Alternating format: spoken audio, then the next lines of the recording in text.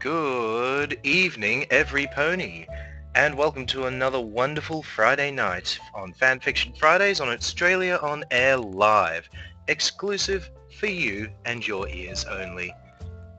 Oh my, what a terrible week I've been having personally, folks.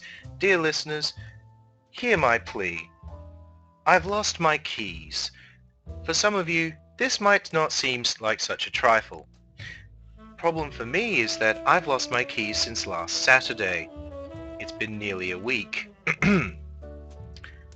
Almost as long as this cough, I'll admit. Almost as if I'd swallowed my keys. I know I haven't done that, though knowing my luck, I probably have. I haven't gone jingle jangle yet though, so here's hoping. I've turned the house upside down, I've cleaned up the entire lounge room, I mean the entire thing, I even lifted up the lounges, yes, we have lounges. Vacuumed under those, found a few things I didn't want to find, funnily enough. Even rearranged a few DVD collections. Went up to my room, pretty much searched every area that I normally go to, including the bed, the wardrobe, the computer desk. Nada.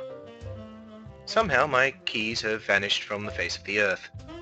And so I'm pretty much, and I hate to say it, homestuck, so to speak. Well, at the very least, my dear brother and his girlfriend have a set of keys. That's always a good thing. Enough of my trifles, though. Because we're about to go ahead and have a look at someone else's trifles. Yes, we are heading into the newest chapter of My Little Avenger. That's Chapter 8, available on Google Docs. Let's just get ourselves settled down here into this here chair. That's much better. That is much better. Amazing what a bubble pipe and a glass of wine can help do after a hard day's work. Anyway, we're up to My Little Avenger, Chapter 8. I'll be putting that into the chat as well as for you YouTubers in the description below. There we go. In the chat it goes. Off goes the wonderful jazz. And here we go. In the last chapter of My Little Avenger, we met Spitfire, who has suddenly gained herself an amazing power, the ability to literally set herself on fire like the Human Torch, so to speak. But she has a much better name, a far more formidable name. And she's been recruited for the Avengers Initiative. Fantastic. Absolutely fantastic. Who is she now? Firebird. And now we go to Chapter 8, in which we find a new Avenger. Rarity walked down the halls of Canterlot Hospital, feeling more apprehensive than she had since the attack on Canterlot Castle nearly a week ago.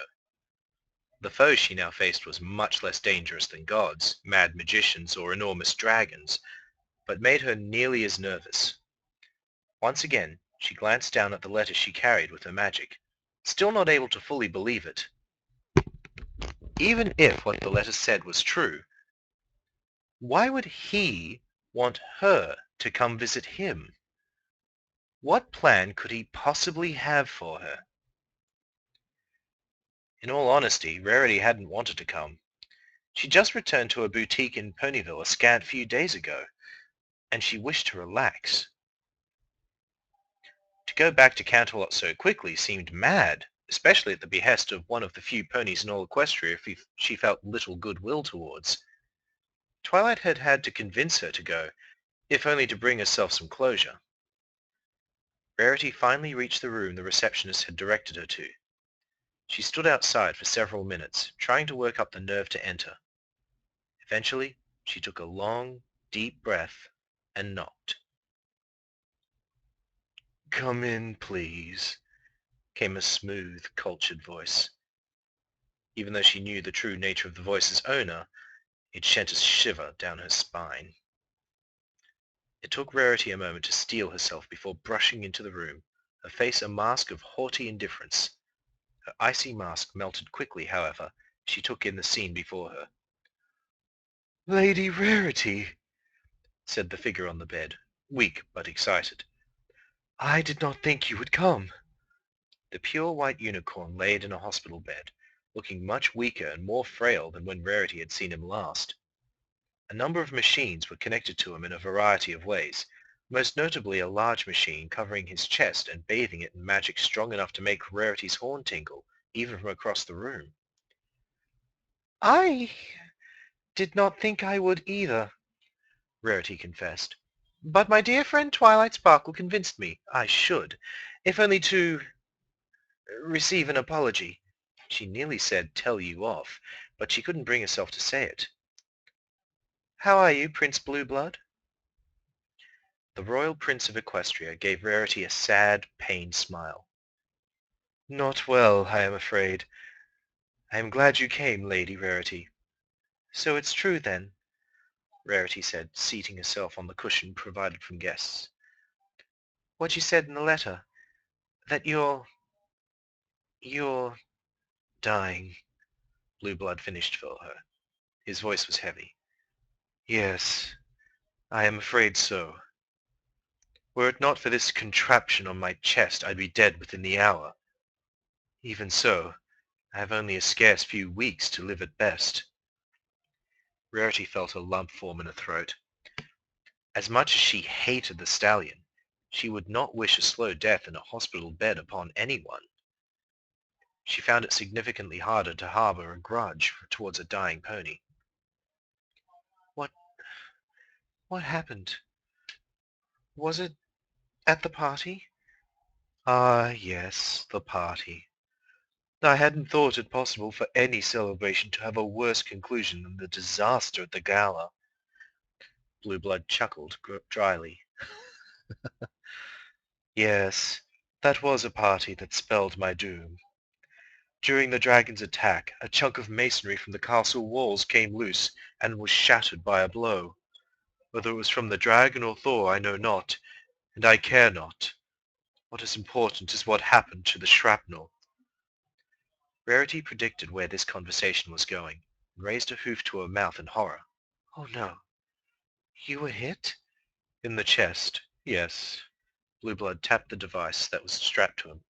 "The stone did not penetrate far, but the walls of Canterlot are reinforced with iron. A sliver of the metal has lodged itself in my chest, far too close to my heart to be extracted. Without this device keeping the metal still, healing my constantly bleeding heart, and performing half a dozen other medical spells, the iron would tear my heart apart in less than an hour."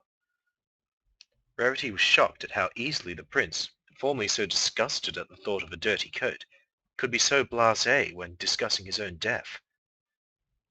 "As it is, my heart cannot withstand the strain for long. The doctors theorize if the metal sliver could be immobilized more thoroughly, I might live, though I'd be stuck on life support indefinitely." He sighed deeply. "And there you have it, Lady Rarity. Your revenge, at last." Revenge?" Rarity squeaked. "But I didn't... I never..." Blueblood raised her hoof weakly. "I was speaking rhetorically. I deserved no less than this after the way I treated not only you, but every other pony I have encountered throughout my life. Mares particularly. I have, perhaps, not led the most admirable life." Rarity raised an eyebrow. "I believe that is something of an understatement." Blueblood laughed weakly. "Perhaps, but being here, dying, it's changed my perspective on a lot of things. Before, my image was all that mattered. I needed to be the royal prince, the most eligible and handsome stallion in all Equestria. Looking good was all I cared about." He rested his head against his pillow. "And now I lay here and look back on my life, and I realize how pointless it was." Rarity opened her mouth to say something, but couldn't think of anything to say. Blueblood continued uninterrupted. I never accomplished anything. In all my years as prince, I never contributed anything to ponykind. 10 years from now, the name Blue Blood will elicit only blank stares. Rarity was profoundly uncomfortable. The prince's monologue was deeply personal, something you told to family or close friends, not a mare you hardly knew and who had a very good reason to hate you. I'm so sorry to interrupt, Rarity said finally, cutting off the prince's speech. But why did you call me here? Was it to apologize? To elicit pity from me? I am deeply sorry for your condition, your highness, but I frankly don't see what it has to do with me. Blue Blood blinked at her, his mind shifting gears. Ah, yes, I apologize. I got lost in my thoughts. I did, in fact, call you here for a reason. Look on the nightstand there. He gestured to a small bedside table with one hoof. Hesitantly, Rarity approached the nightstand, using her magic to levitate the manila folder that rested there. She began flipping through the papers contained within, her brow furrowing in confusion. These are schematics of some kind, she said finally. I don't understand what this has to do with me. Did you design these? I didn't think you were an engineer. I did design those, and I am not an engineer. Or at least, I wasn't before, Blue Blood responded. This splinter of metal in my heart is not my only souvenir of that fateful night. Cruel Lady Fate saw fit to bestow upon me a mutation of my own. While my body is stricken, my mind is clearer than it has ever been. He tapped his forehead with a hoof. I'm not entirely certain how, but my aunt's magical explosion has gifted me with a radically enhanced intelligence and clarity of thought. Concepts which were so much gibberish to me before are now little more than a foal's playthings in my mind. Theories, equations, inventions dance behind my eyes, begging to be used. I do not think I would be bragging to say I'm now possibly one of the most brilliant minds in Equestria. I also believe that it is my new clarity of thought that has opened my eyes to my less admirable qualities. He chuckled dryly. Ironic, isn't it, that it is only as my body is dying that my mind feels truly alive. The prince gestured to the files Rarity still held as she stared at him, not fully comprehending. What you hold there is my master plan. A suit of armor combining methods of both magic and science designed not only to prolong my life, but to allow me to begin making amends for a life full of waste and reprehensible behavior. My dear aunt, Princess Luna, is constructing a team of extraordinary ponies to defend Equestria from Loki and others like him, and with this suit of armor I intend to join that team. Rarity shook her head. This is all so much to take in, and I still don't see what you want with me. Her patience was growing short. Even as repentant as Blue Blood now claimed to be, he seemed to have difficulty moving the conversation away from himself. I designed dresses, not armor. I suppose I could assemble it for you, but surely there are ponies more qualified. I am only average in magical ability, and I know little of science. I apologize, Lady Rarity. Blue Blood said humbly, which in itself was yet another shock to Rarity. She wasn't sure how many more shocks she could take. I arrived at my decision after nearly a week of deliberation and thought. There's quite a bit you needed to know before I could explain why I called you here, but now I think I can get to the heart of the matter. He nodded at the files. Turn to page 26 and you will understand, I think. Curious, Rarity flipped to the page he'd designated and studied the paper. It took her a few moments before she understood. Gemstones, she said, her eyes widening. The armor. It uses gemstones. That's the only way you could store enough magical energy to power it, and you can pre-program spells into them to act as tools, weapons. And life support. Yes. Blue Blood nodded, smiling. If you'll look, you'll see the cornerstone of the armor is a diamond, which I've dubbed the core diamond, which will be enhanced by you to act as life support, and then implanted directly into my chest by the best surgeons money can buy. Blue Blood turned onto his side the best he could with the enormous life support vest weighing him down. Now do you see? All the electronic components are built, all the magical formula written. Your skill in blending fashion and function are second to none, and it is that skill I need to assemble the armor. You are a talented enchanter, and your special talent with gemstones makes you uniquely suited to prepare the core diamond and the various other gems contained in the suit. I don't know, Rarity said slowly. I've never studied medicine, and I'm not so confident in my skills at enchantment to let my work be implanted into some pony.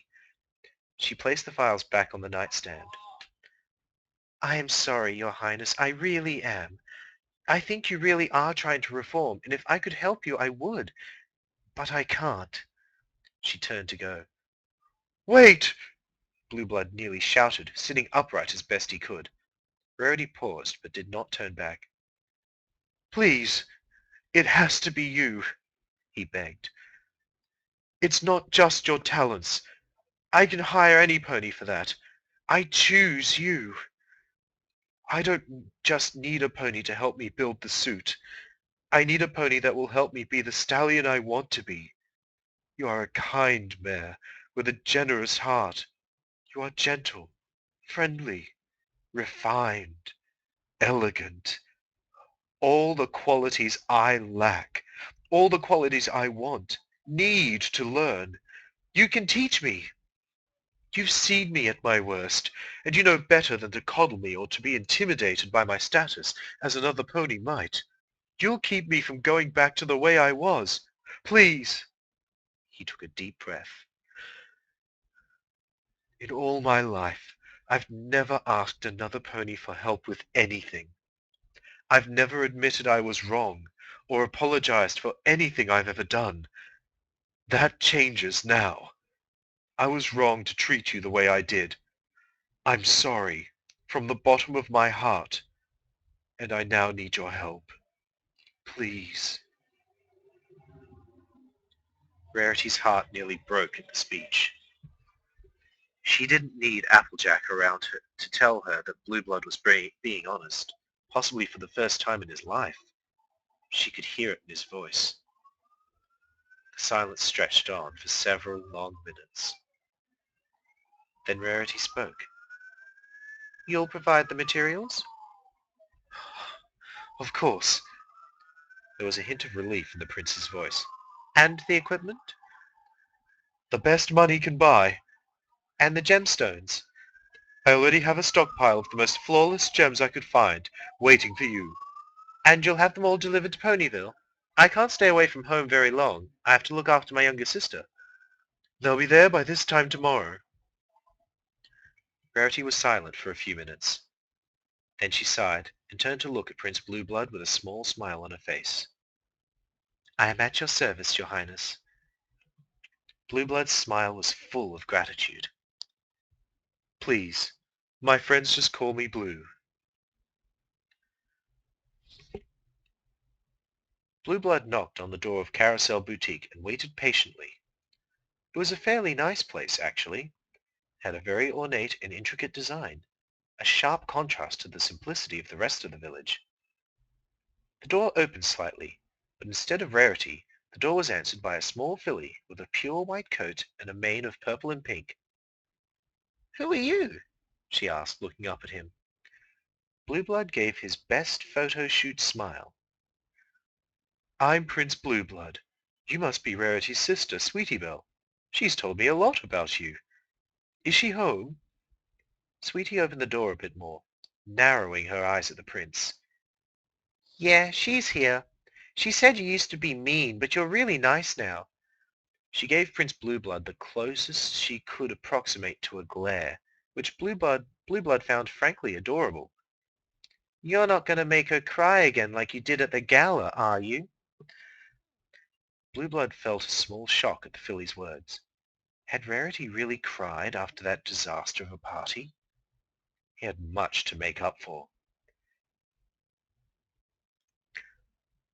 I will try my very best to ensure that never happens again. I promise. Sweetie Belle continued to regard him suspiciously. Pinkie Pie promise? Thankfully, Rarity had informed him of this quaint little ritual they had in Ponyville. Cross my heart, hope to fly, stick a cupcake in my eye. He chanted the rhyme, feeling vaguely ridiculous as he performed the accompanying hoof motions, but the filly seemed satisfied. She turned and galloped into the house, hollering for her sister. Rarity appeared mere moments later, looking as though she had just applied some makeup. Blue! She exclaimed, pleasantly surprised. The operation was a success, then?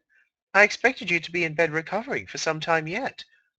I was too restless to stay there, and I feel better than I did even before the party. His horn glowed, and his fancy vest opened. As for the operation, see for yourself. Embedded in his chest was a large diamond, nearly the size of Blue's own hoof. You did an amazing job with the enchanting. The doctors said it works perfectly. Not only will it protect my heart, the added magical energy being pumped into my body actually means I'm in better shape than ever before. And I owe it all to you. He then did something totally unexpected. He bent one of his forelegs to stand on his knee and bowed his head deeply to Rarity. Thank you, Lady Rarity. You saved my life. Rarity felt herself blush slightly, but she gained control of herself before the prince looked up. You're quite welcome, dear, and your timing is quite fortuitous. I just finished your armor last night. Come in. She led Blueblood into the building.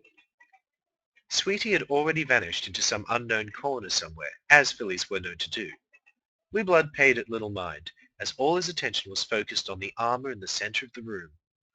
A glorious set of orange and gold plates designed to cover the entire body and tailored to his exact measurements courtesy of Rarity's careful eye for detail. The front breastplate had a hole to fit the crystal in his chest, where it would connect to the suit and provide power. There was a sheath of crystal in the helmet for his horn, so he could feed his own magic into the suit should he need an extra boost. A pair of emitter crystals were embedded in the shoulders, designed to release blasts of magical energy for combat. Similar crystals were placed on the hooves to allow for magic-assisted jumps and even hovering for short periods of time. Rarity regretted not being able to make them efficient enough for true flight, but Blueblood had assured her they would be fine. There were a multitude of other features, both magical and technological, from both Rarity and Blueblood. The armor was a testament to teamwork and an icon of versatility. Oh, it's beautiful, the prince breathed, touching it gently with a hoof, as if afraid it would evaporate. I'm glad you like it, Rarity said with a bright smile. It wasn't easy to make. I'm not used to working with metal. It should be linked with a core diamond, so you should be able to control it the same way you control your magic. Suiting up should be a simple matter of giving the mental command. She gave him an encouraging prod with her hoof, something she'd have never dared before. Go on, try it. Blueblood took a deep breath and concentrated. He could feel the gentle throbbing of the diamond in his chest, and through it he could feel the connection to the armor. He gave it a slight mental nudge, but nothing happened. He nudged harder, but it took 3 attempts before the armor suddenly came apart and flew away from the mannequin it had been resting on. It shot towards him, surrounding him and assembling itself directly onto his body. He stiffened in surprise and managed to hold himself still as the armor finished its assembly. Oh, you look positively dashing, Blue, Rarity said, looking extremely pleased. She led him to a mirror. What do you think? Blueblood admired himself in the mirror. He certainly looked impressive. It's excellent, Rarity. It fits perfectly, and it's a lot lighter than I had thought. Truly, you have a rare gift. He tested the joints, stretching each joint. The shoulders are a bit stiff, but they'll probably loosen over time. Excellent! I was so worried I'd have to resize it. That would have been a travesty. Metal isn't quite as flexible as fabric, you know. Rarity was beside herself at her success. It was her first time creating something quite so intricate. Do try the emitter crystals. I have some targets set up in the back room. I'll go make us some tea to celebrate while you test them. She scurried off to the kitchen. Blue Blood was just about to go see about those targets and test his suit's primary weapons when a shrill scream, Rarity's scream, came from the kitchen. "Blue Blood, help!" Without thinking, Blue Blood charged for the kitchen, bursting in to find the room a shambles. Furniture and kitchen appliances were cut to pieces, the cut edges glowing red hot. The reason was immediately apparent, as in the center of the room was a unicorn with a gunmetal grey coat, wearing a peculiar steel breastplate. More armor covered his cutie mark, and a helmet obscured his face. A pair of long, glowing whips were attached to both his front hooves, and he was threatening Rarity with them. The magic in those whips was so intense, Blue Blood's horn itched even through his helmet's shielding. The intruding pony looked up at Blue Blood as he burst onto the scene. "Prince Blue Blood," the intruder monotoned, his voice sounding vaguely robotic.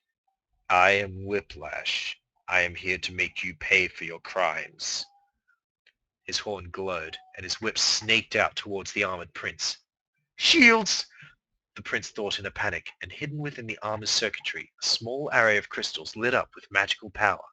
A shield of sparkling white force appeared before the prince, the whips bouncing off them. Blue Blood could still feel the impact against his magic, though the pain was significantly lessened.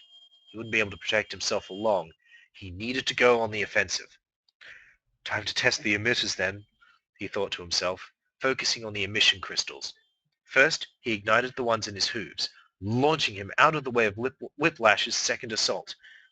Landing on the mysterious attacker's other side, Blue Blood activated the suit's targeting program with a thought, his own design, and fired the shoulder emitters. The blasters had near pinpoint accuracy, blasting Whiplash square in the back and causing him to stumble.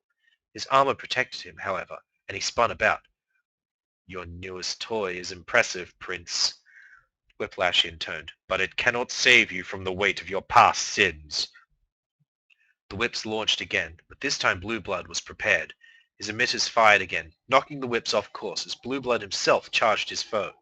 The armor enhanced his strength as he collided with Whiplash, knocking him to the floor.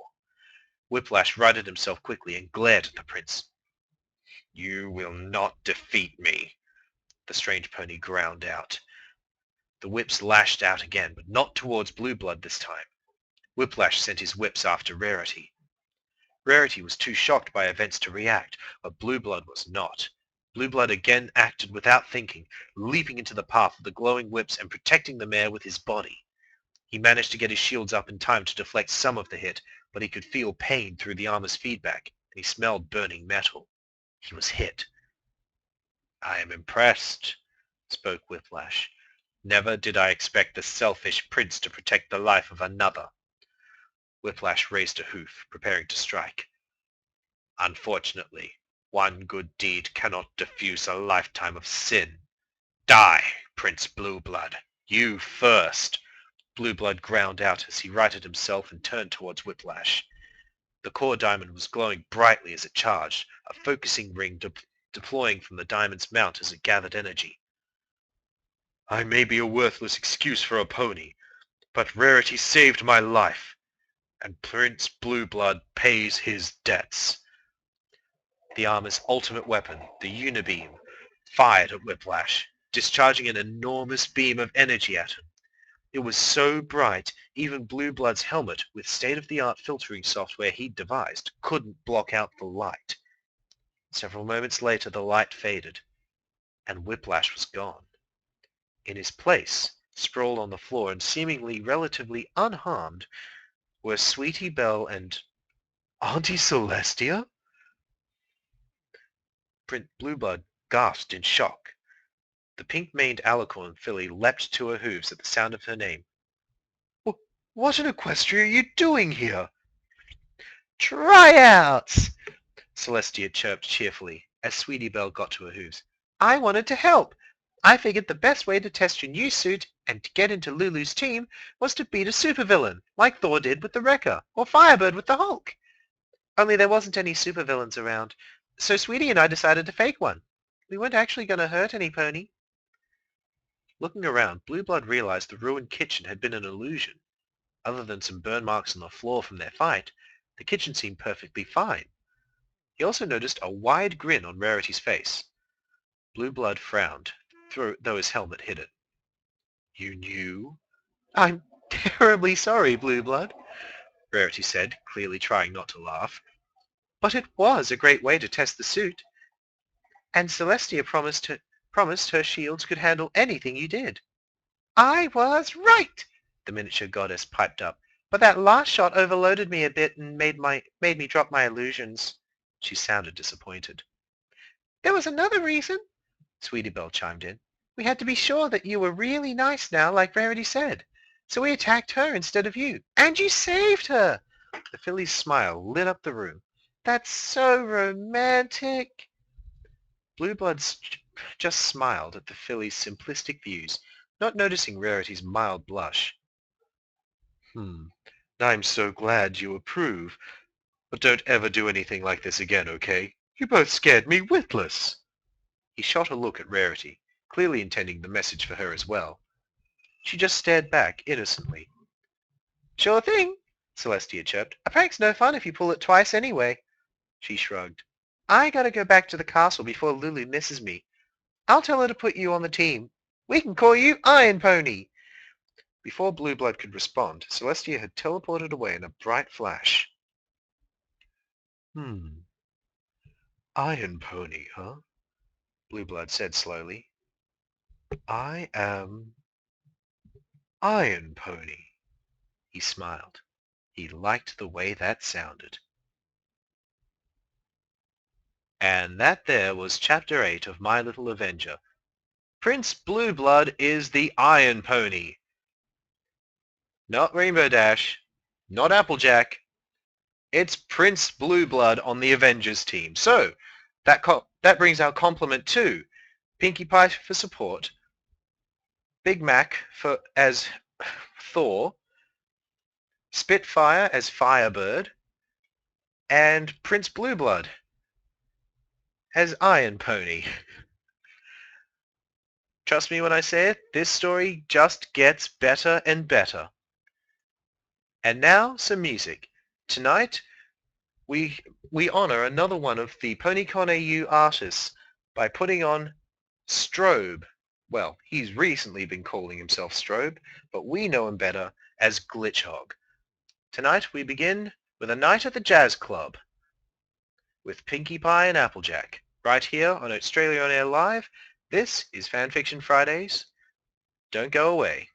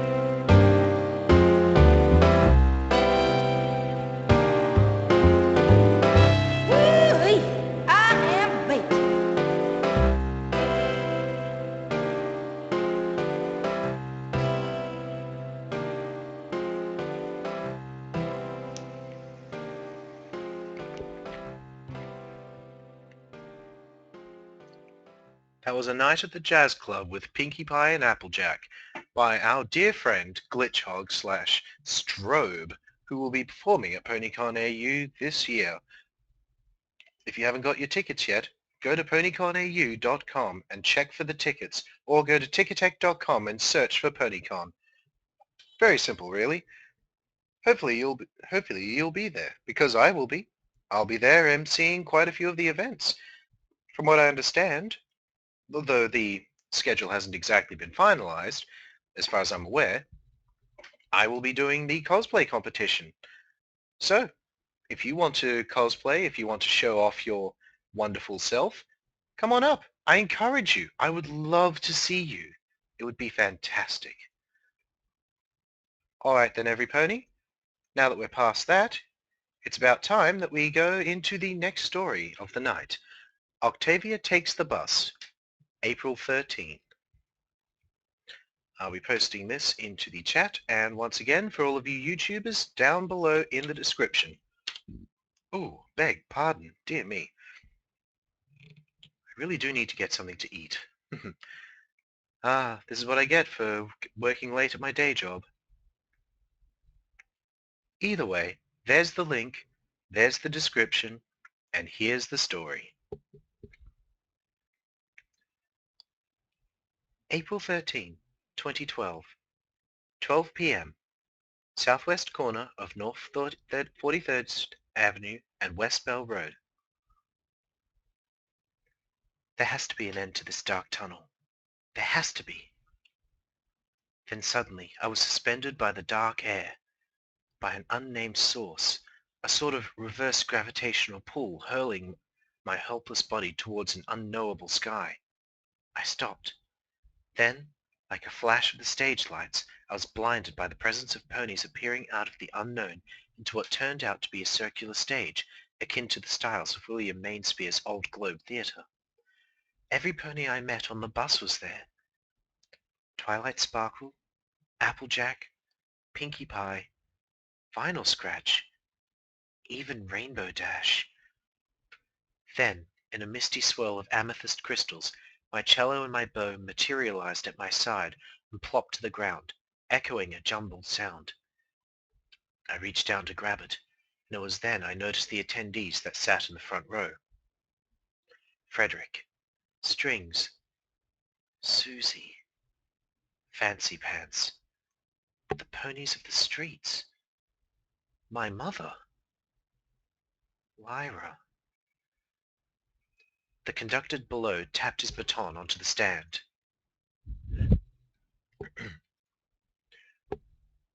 I stumbled to bring my hooves into position. At the conductor's command, the wind section started the piece exactly as I planned it. The soothing notes glided from the mouths of the flutes and clarinets, giving the eerie black theatre a sense of peaceful night. Then the strings ventured through with a brute force, disturbing the calm with its conquering instincts. Everything was going to my original design. And now the percussion, bringing beat and order to the conflict. The slow rise in volume brought urgency into the blowing and entangling fray. All the while a lone arbiter stands on stage, the saviour of the struggle long prophesied from the depths of my room, her remarkable entrance imminent. The audience sat motionless, spectating, waiting to see if the heroine of the tale would come to the rescue. I stood as stone next to my cello. Then it came, the time for the heroine to stamp out the chaos with her guiding hoof over her instrument. But it fell silent. I couldn't move a single muscle across the prepared strings. They were paralyzed with fear. The audience gasped. The audience laughed. Mother remained silent. Lyra cried. Then I woke up. This was the dream, or nightmare, rather, I had when I fell asleep on the doctor's couch during our session Monday afternoon. No, I am being serious, Father. I actually fell asleep on his armoire. Had just walked into his office when he instructed me to lie on the vinyl furniture while he went out to the front desk to gather some documents. And so I did. And I fell asleep. Needless to say, I was very embarrassed when I found myself crawled into the fetal position, facing away from the desk and snoring like a newborn. And if that wasn't shameful enough, the very shock of the occurrence knocked me onto the ground, flat as a pancake. The doctor was kind enough to help me up to my hooves, and he didn't hold the time that I was in slumber against me. A quick glance at the wall clock showed I was asleep for about 20 minutes, and in that time the doctor took the liberty to read part of the first entry of that day's journaling. So at the very least, he knew my exhaustion was a direct effect of my strenuous walk that morning. He took a long and hard look at my journal. Every page flip was a flutter of heartbeats assaulting my chest. A second hand on the wall clock seemed to lag mockingly behind its scheduled movements, as if it knew in its little pin brain that I so desperately wanted the seconds to fly. Alas, he put my journal down on his cherry-colored desk and brought his spectacles down to his side. He rubbed his temples, then looked up at me. He smiled. "You are too damn stressed," he said. I chuckled. One need not be a doctor to come to that conclusion. He recommended that I take a break from my routine. He said I should call my music group and inform them that I would be taking the day off Wednesday in order to refresh myself. At first I rejected the idea, pointing to the day of the concert on his little calendar, remarking that it lay only 5 days away from the current date. Countering my argument, he said that all of the stress I was feeling from the various angles of my life would capitalize the opportunity to bring my exhausted mind and body down to a paralyzed state, rendering me useless even in the most basic of life's contexts. He said a break from the norm would not only give me some breathing room in all the craziness of life, but that it would also give me a chance to reflect on many things and begin the road to self-discovery. He recommended that I go out and do something I've always wanted to do that I haven't had the chance to since being burdened with a most hectic schedule. I felt inclined to share my nightmare from only moments ago with the doctor. As I expected, he slapped his thigh and let out a reaffirming laugh. It appears my tired mind has proved his point, and so with everything stacked against me, I admitted to the soundness of the idea and promised to take the entirety of Wednesday for myself. So here I am, taking Route 43 beyond my normal stop en route to my vacation date. I must say it's rather strange riding the bus without my cello at my side. In fact, I keep looking to my left to make sure it is sitting securely at my side. Then after recovering from the short shock of its absence, I remember that today is a day to relax and to take my mind off of my current preoccupations. And with a new pair of sunglasses to boot, I am on my way to a magical place where my fondest memories lie and where I have never discovered its peace anywhere else. You remember the place, Father? Our place. I am on my way to Seaport Village. Oh my, am I really here? Yes, yes I am. The soft breeze from the sea rushes over me, embracing me with its coolness as if it were welcoming back an old friend. The rays of the sun sit very nicely on the rooftops of the little shops that greet me warmly with their old wooden faces. Thankfully the sun is not as fierce as it had been, and with the aid of my new sunglasses and this lovely little white sole hat I could not resist purchasing, I am ready to enjoy this glorious day. All right, first things first. Did some pony say cookies and creams ice cream parlor? I remember how the minute we stepped hoof into Seaport Village, I would always ask, okay, more like implore, you to take me to get my favorite flavor, black cherry with sprinkles. You would always get coffee and pralines, and no matter how many times I would ask, okay, maybe more like beg, you would let me have a try. You would always shake your head and say, coffee is not for little growing fillies like you, milady. Perhaps I will break with tradition and finally savor a forbidden scoop of coffee and pralines. No, it wouldn't be right. That was your flavor after all. And besides, it's been ages since I had a scoop of their smooth black cherry flavor.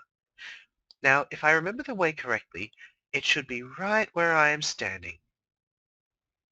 It's not. All that remains is a generic wooden bungalow boarded up in all directions.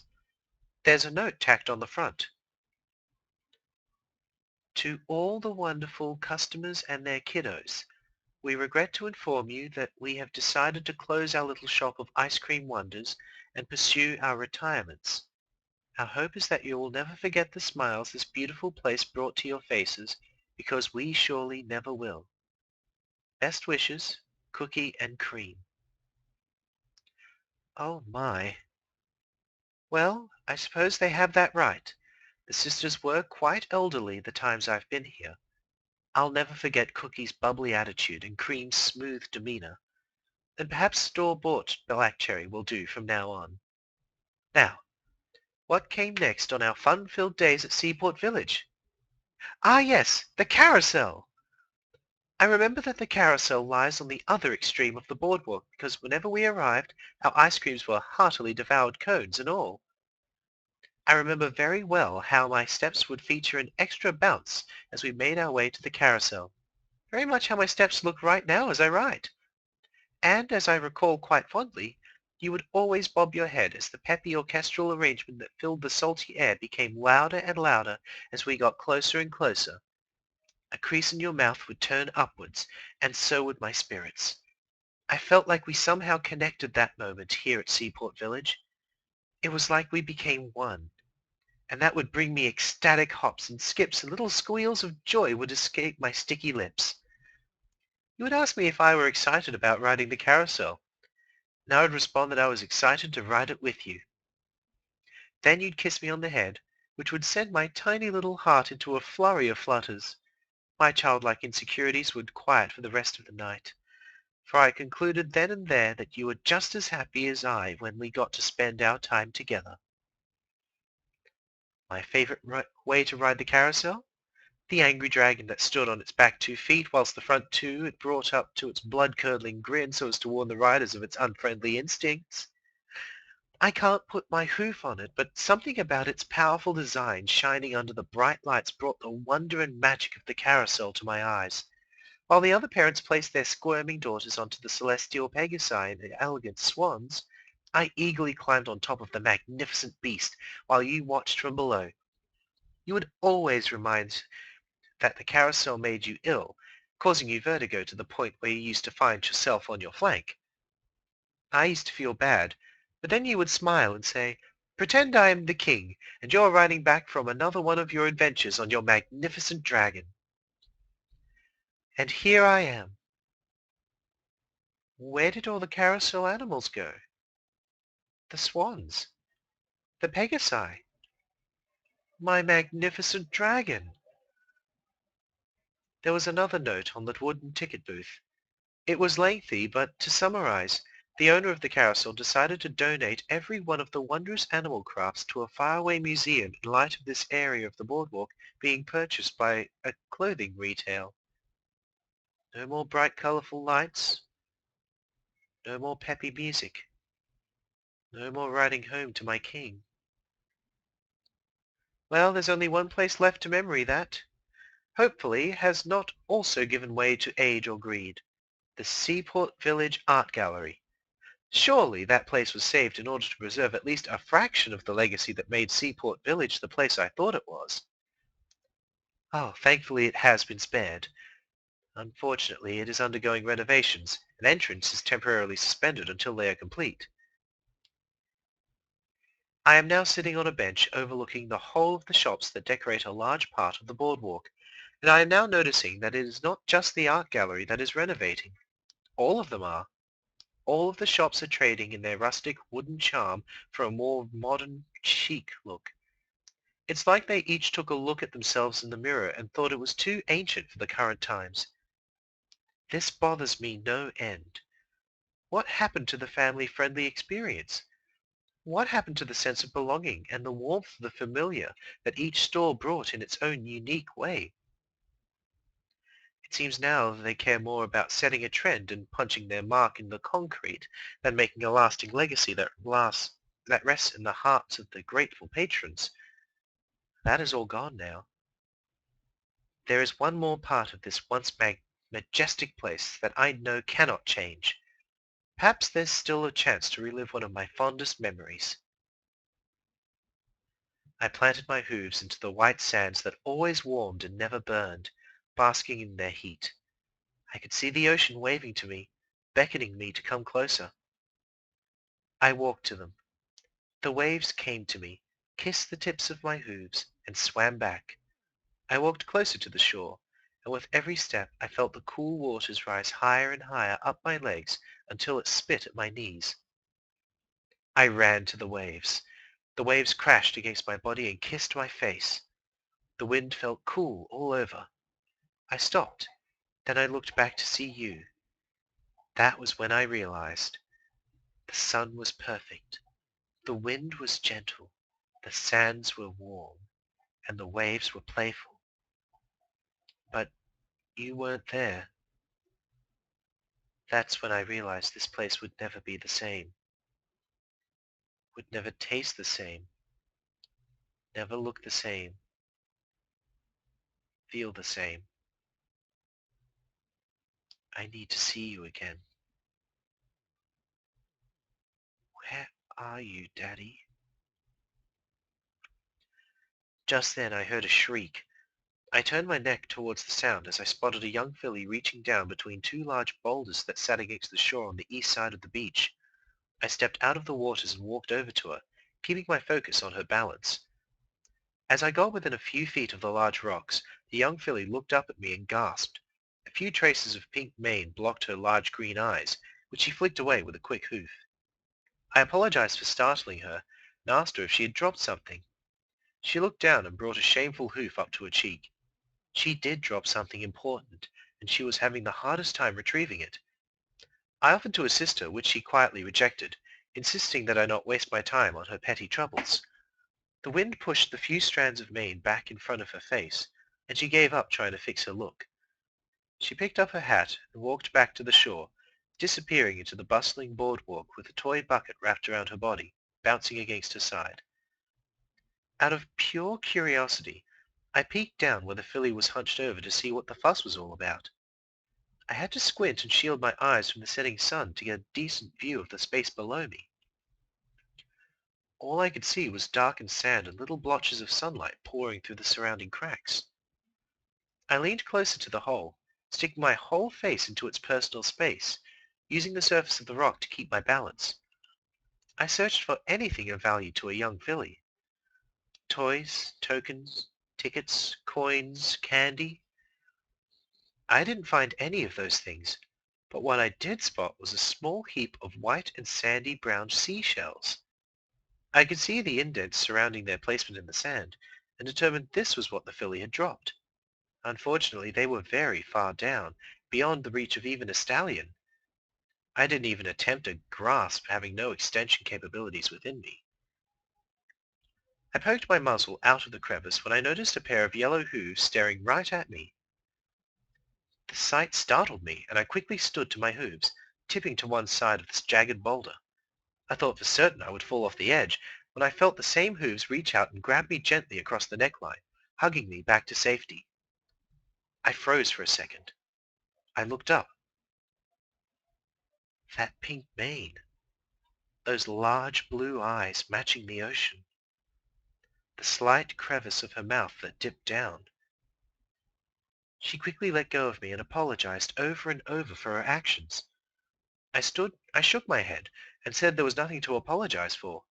In fact, I thanked her for saving me from what would have been a nasty drop to the sandy bottom below. She blushed, and I could feel color rushing to my own cheeks as well. It was then that I noticed that standing next to her was that same filly. A unicorn, it turned out. She pointed to the crevice and told the Pegasus her story of the bucket that was knocked over by accident, and of the plunging seashells. The pink-maned pony peeked over and let out a sympathetic sigh. The little unicorn had spent hours searching, digging for the perfect seashells, and in the end it was all for naught. The filly, Sweetie Belle was her name, began to sniffle when the Pegasus knelt and ran a hoof over her wind-stricken mane. She promised that next time they would search for seashells again. The unicorn implored the pony, Fluttershy was her name, that they stay a bit longer, that she needed to find more seashells for her special friend. A moment of silence passed as Fluttershy pondered the situation. Alas, she gave in to Sweetie Belle's lower lip, and off they went in the direction of the shoreline. I was about to turn the other way when I felt a light tapping on my cutie mark. I turned around to find the little unicorn's eyes smiling up at me. She thanked me for trying to help her get her seashells and asked me if I wanted to help.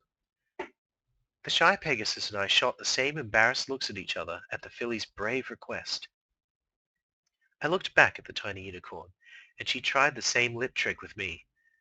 With a sigh, I said that I would, and immediately the filly grabbed my hoof and Fluttershy's as we all charged toward the sand. I looked over at Fluttershy, and I could see her small lips mouthing words of gratitude. I just smiled, and the sands were warm once again.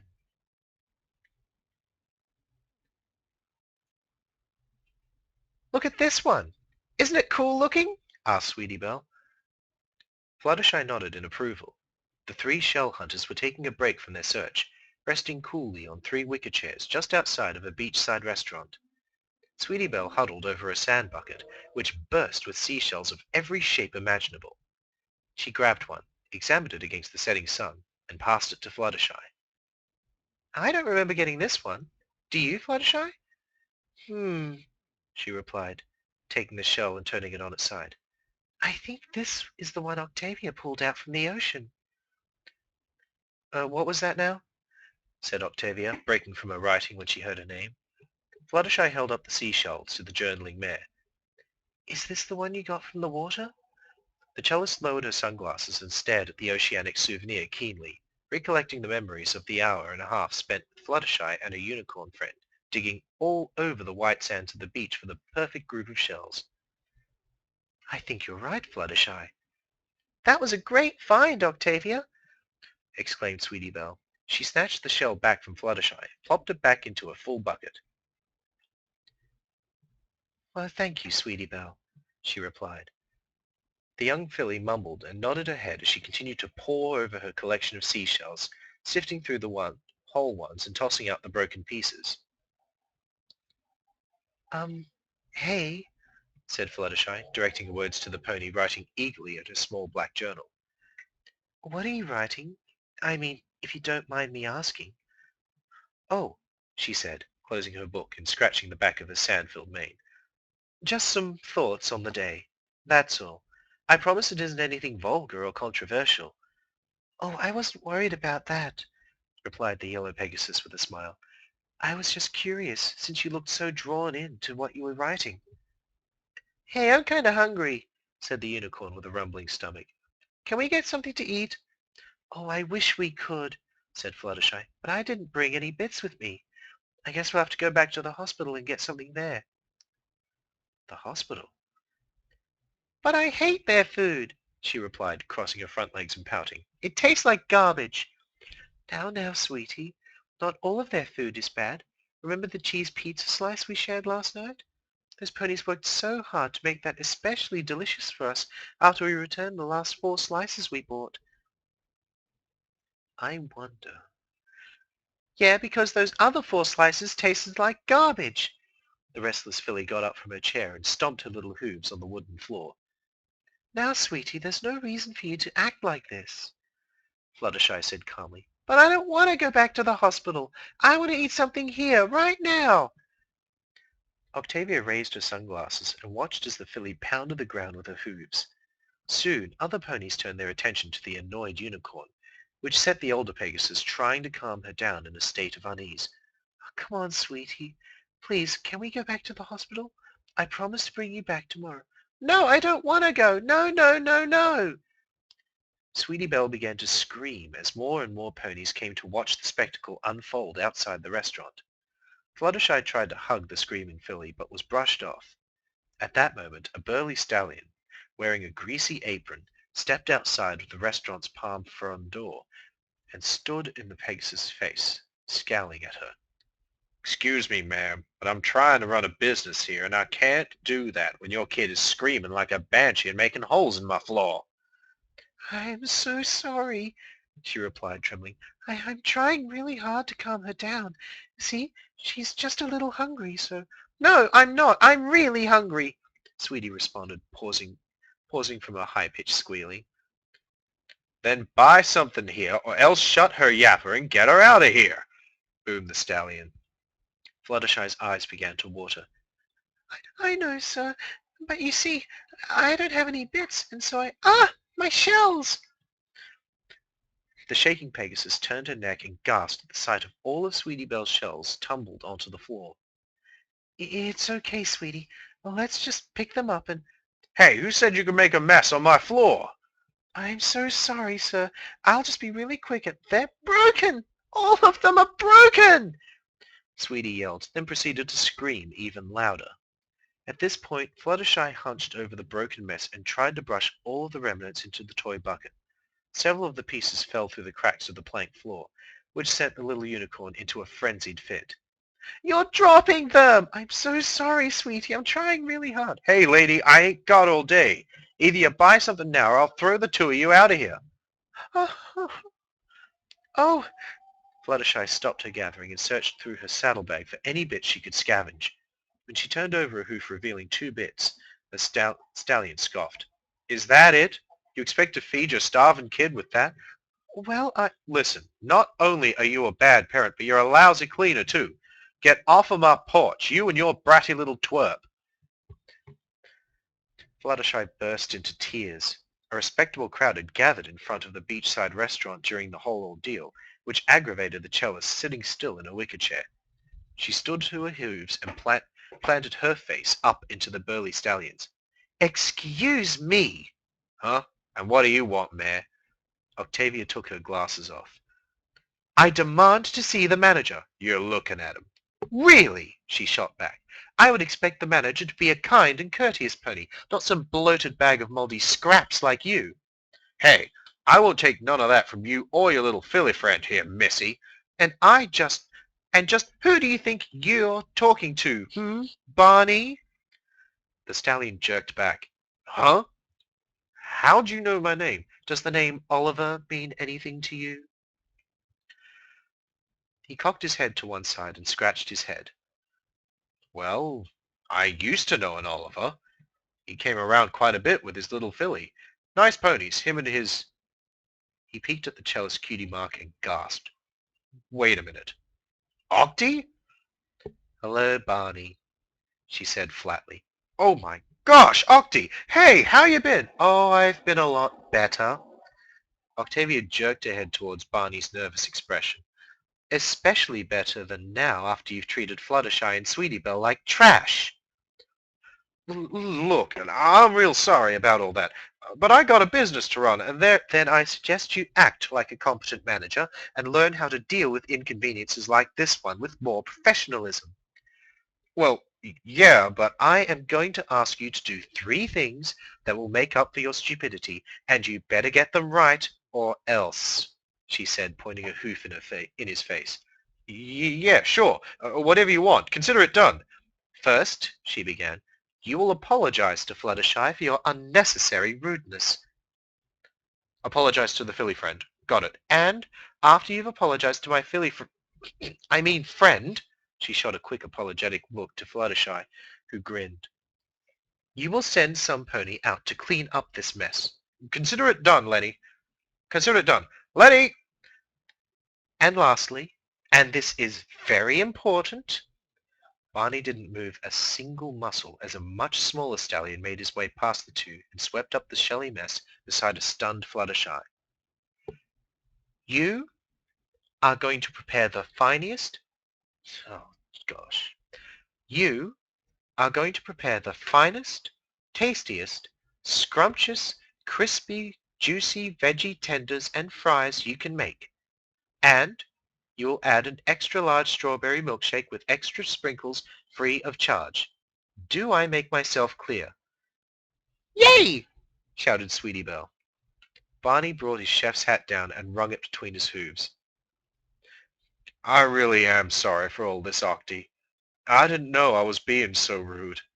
Times have been tough and all, and with all these changes to the village, oh, you understand. Octavia's face softened. I do, Barney, and I appreciate the hard work you put in to keep the legacy of this wonderful place alive. But acting the way you did doesn't help. Now, will you pretty please do as I requested? The large chef repositioned his hat and gave his long-lost customer a wink and a smile. Sure thing, Octy. One order of the best veggie tenders around with a strawberry milkshake coming right up. Yay! Shouted the crowd, along with rousing applause. Oh, said Barney, turning on a hoof before bolting to the kitchen. And, sorry about my attitude towards you, Fluttershy. That was wrong of me. You want something too? It'll be free of charge. Oh, I'm fine, she said, wiping her eyes, and I forgive you. Barney shifted his attention to Octavia. How about you, Octy? How about the usual? She said, winking. You got it, kid. So, how did you like your meal, Sweetie Belle? Asked Octavia. They were amazing! The best veggie tenders I've ever had! Cried Sweetie Belle. Octavia and Fluttershy smiled at the ecstatic filly's response as they walked down the moonlit boardwalk next to the ocean. Ponies were leaving the closing shops and making their way to the parking lot, toting large bags of souvenirs and special occasion clothing. The trio, however, lingered behind, watching the moon rise over the black waters. It's so beautiful here at Seaport Village, remarked Fluttershy. I wonder if any sea creatures lurk around these parts.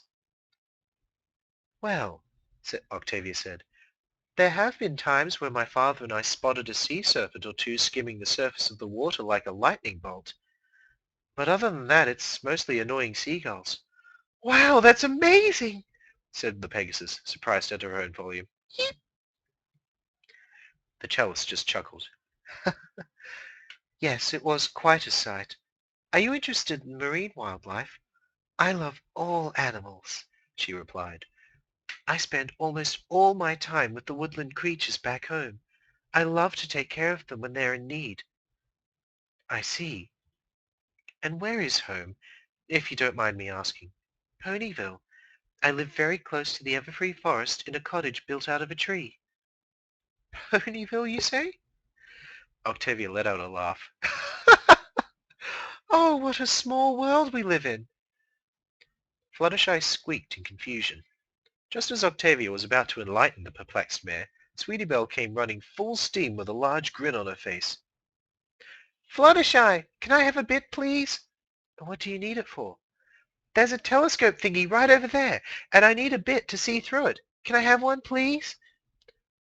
Of course, she hoofed the small filly a bit. Have fun. The filly snatched the bit and was off. The yellow Pegasus let out a soft chuckle, then redirected her gaze to the open sea.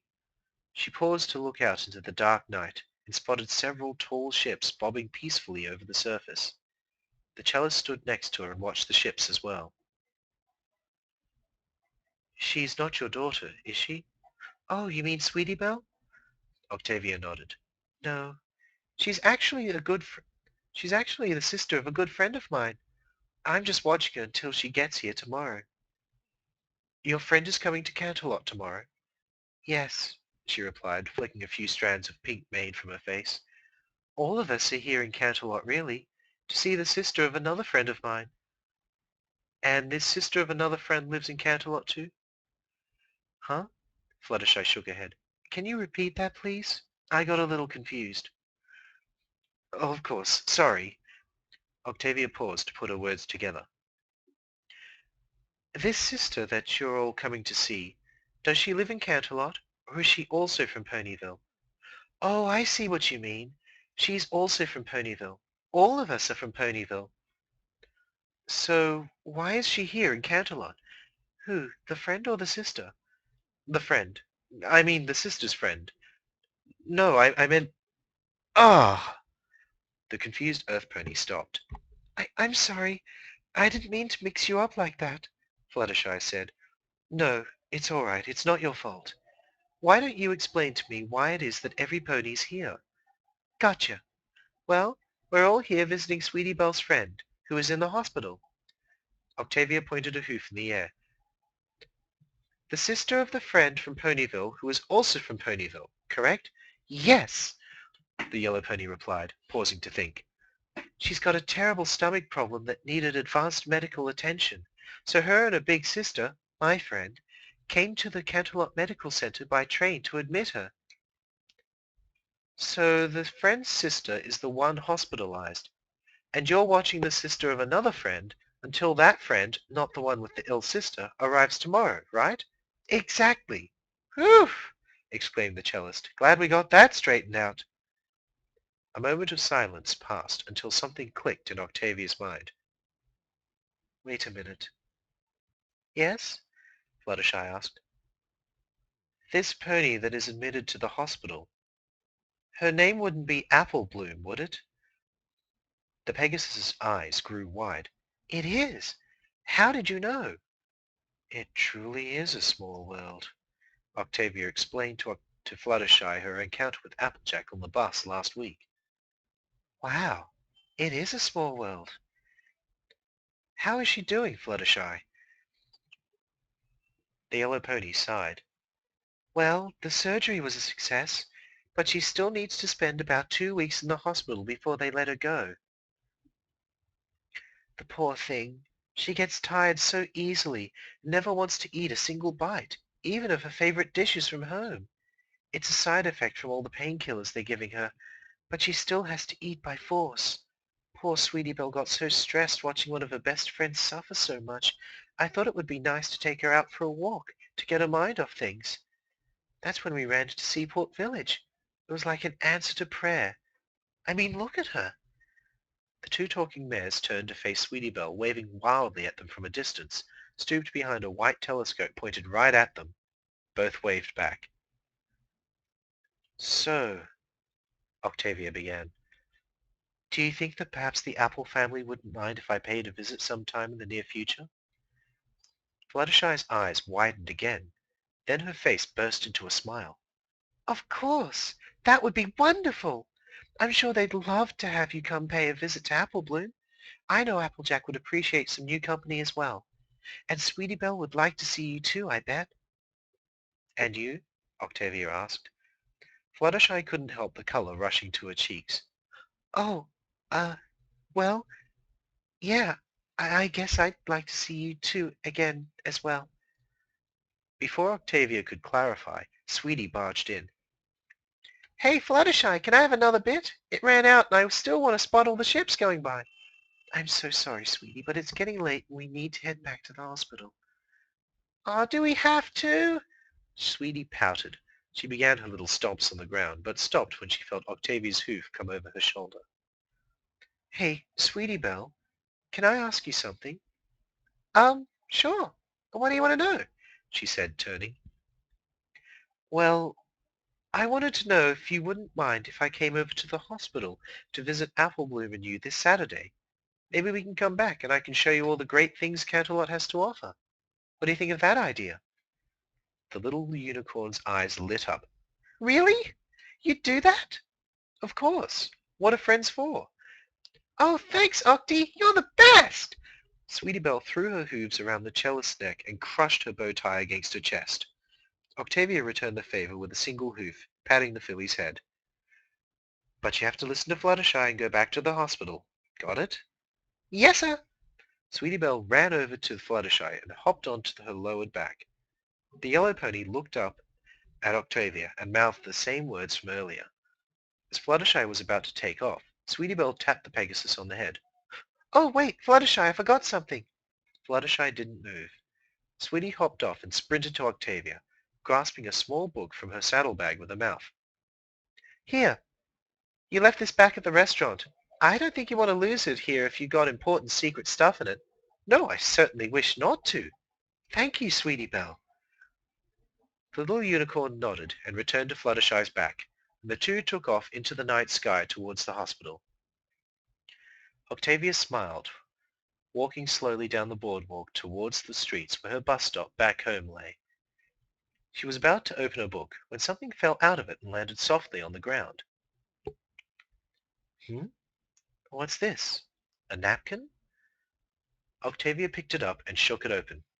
Inside was a crude drawing of 3 ponies, 1 unicorn, 1 Pegasus, and 1 earth pony, all holding hooves surrounded by a heart, and written in messy hoof writing were the words, Sweetie Belle, Fluttershy, Octavia, BFFs.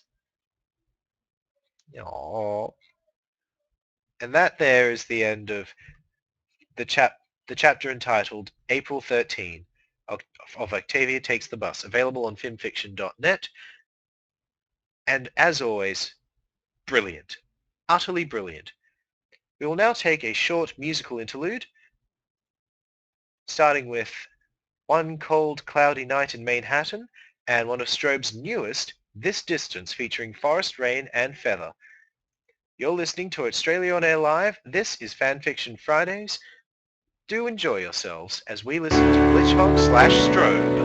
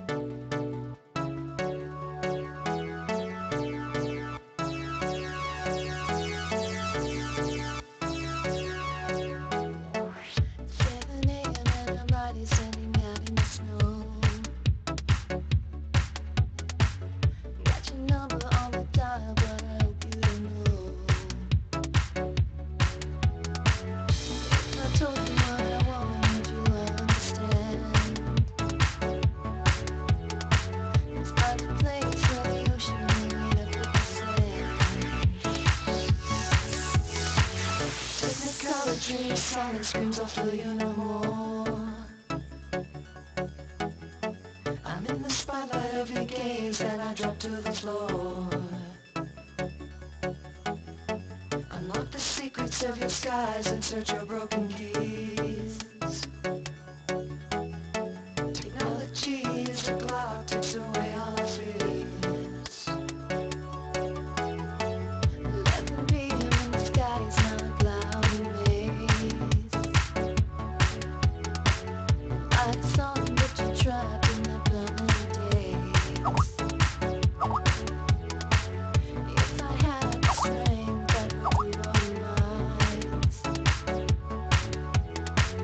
But the fear of getting caught means I didn't know to try.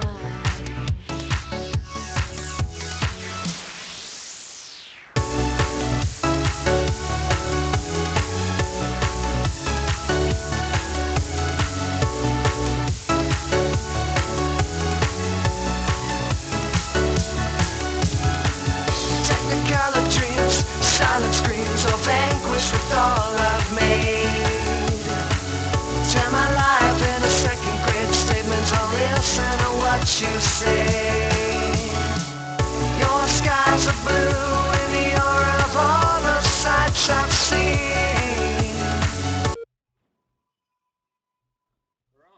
Maybe we have to text Janet.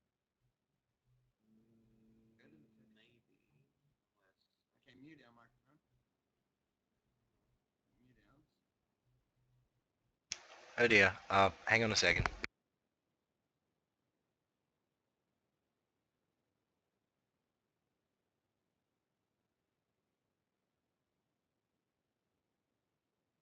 My skies are gray, but the horizon is all I need to fulfill.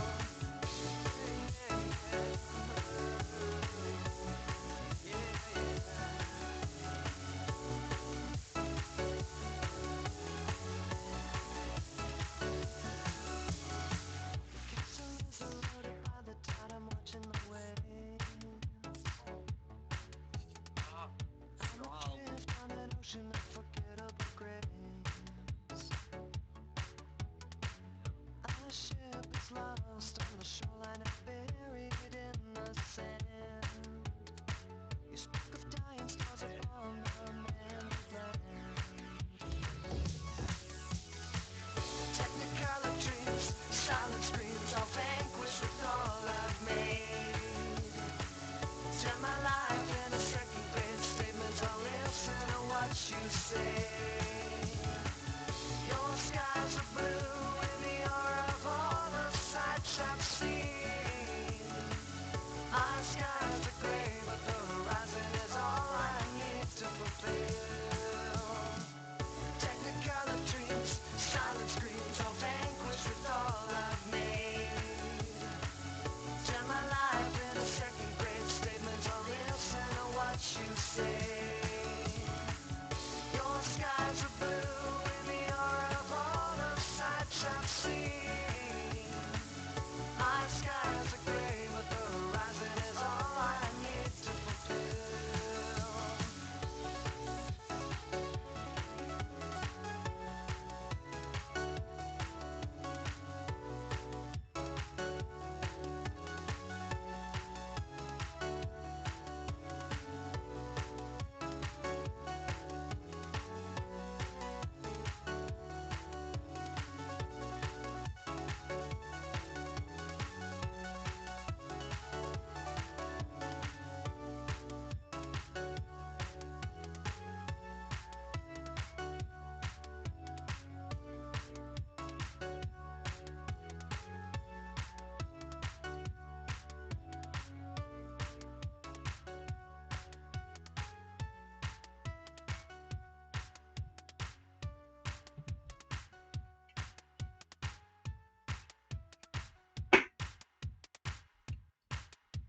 And with that ending there, that was Glitchhog's two rather lovely songs.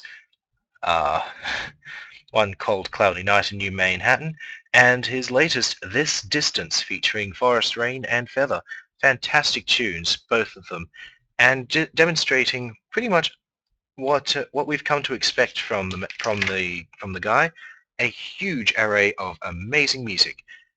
Well, I have a guest. Huzzah! Give me a moment to pull him into here. Let's see.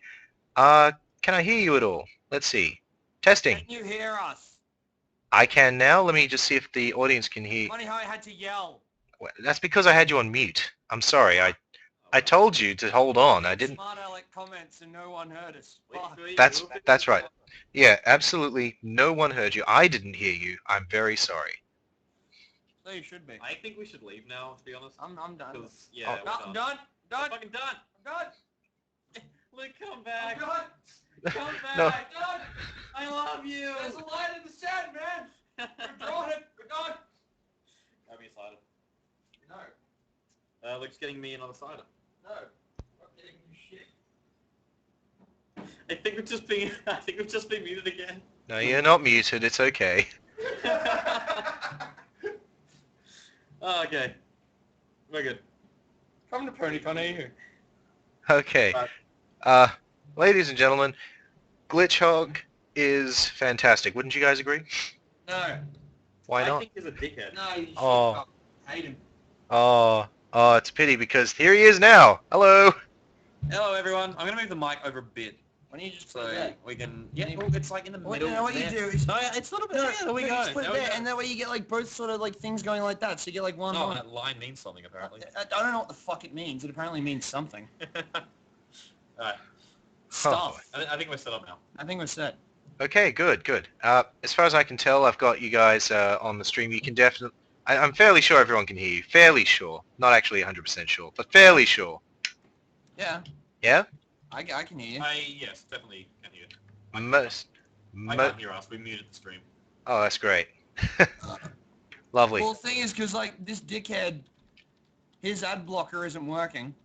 Really? For this side. Yeah, for this side, his ad block is not working, so it'll just pop up with ads. There you now then. That's weird. That's Yeah. actually legitimately No, weird. it's pretty fucking gay, and the fact that he hasn't fixed it yet is just offensive. I mean, And I'm supposed to be here visiting, and he's literally made my time here a living hell with all of the ads that he has not been blocking. Yeah, I know. I'm horrible. Don't come to South Australia. Don't come to South Australia because this motherfucker will un-ad block your ad block. Good God. You're terrible. You're a terrible person. Why would you do this? Person. He's an absolute shit person. Well, alright then. I don't... How many people do we have in this stream anyway? We're I'm spamming. Yeah, We're- spamming.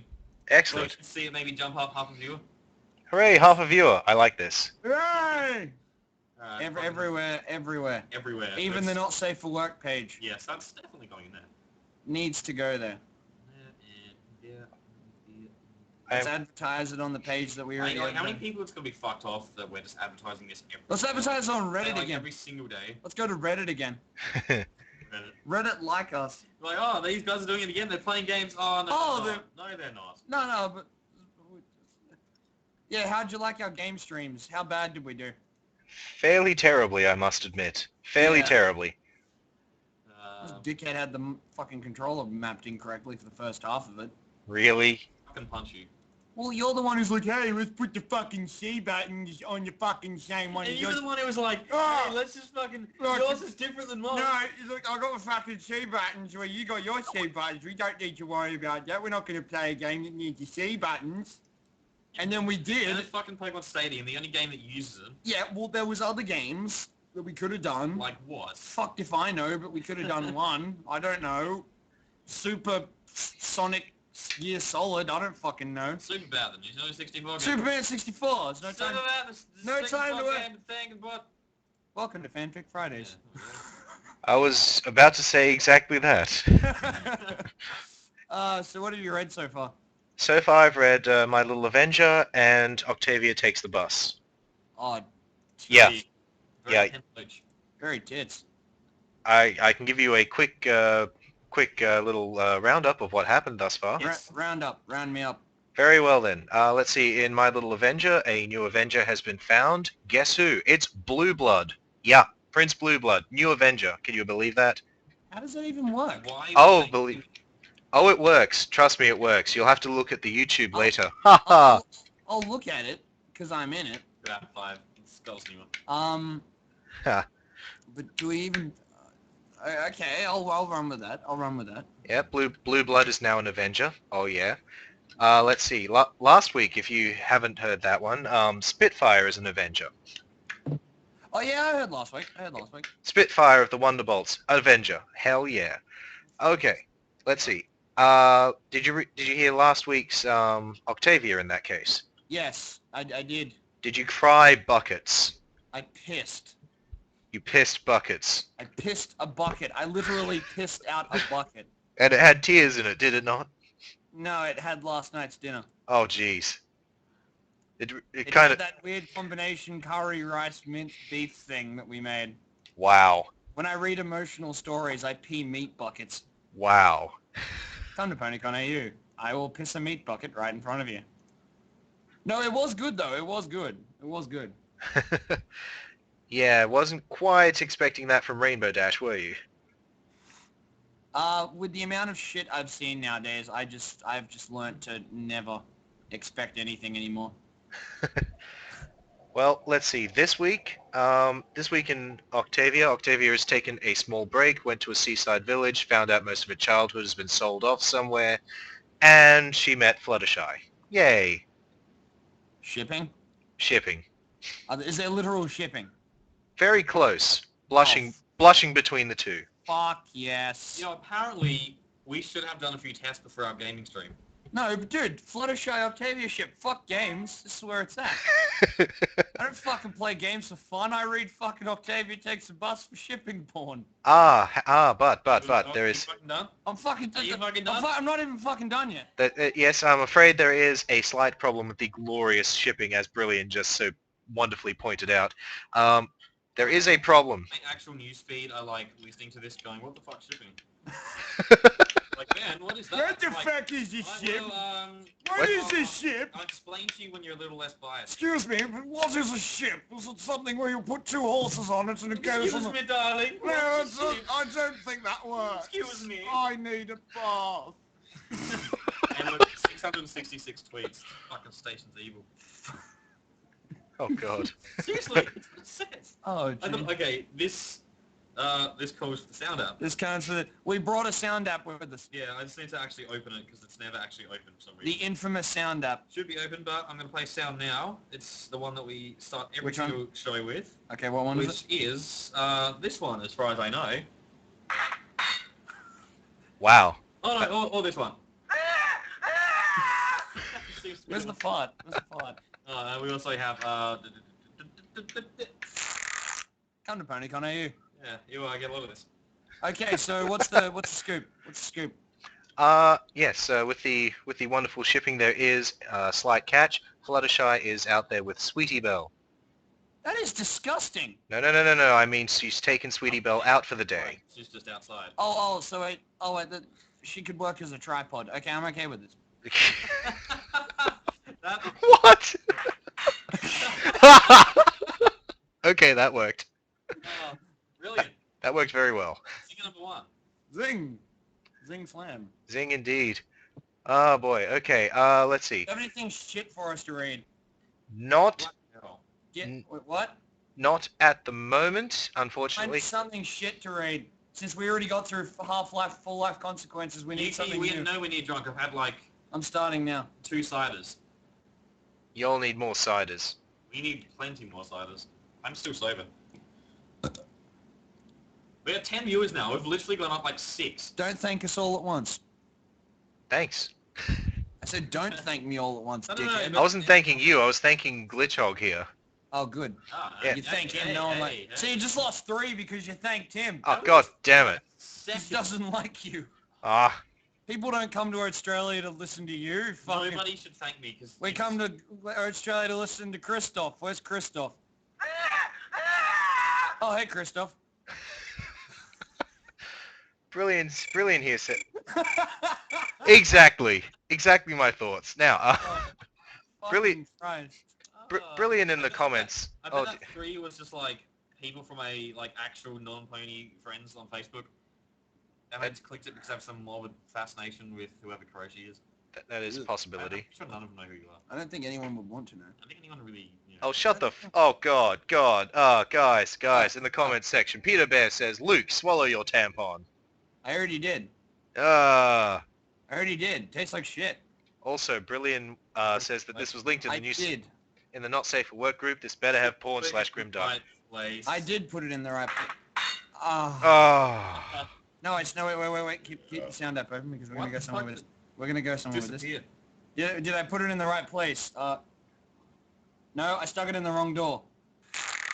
Felt nice. So fucking mature. That's Well, I had to whisper to him. I was like, "Don't fart."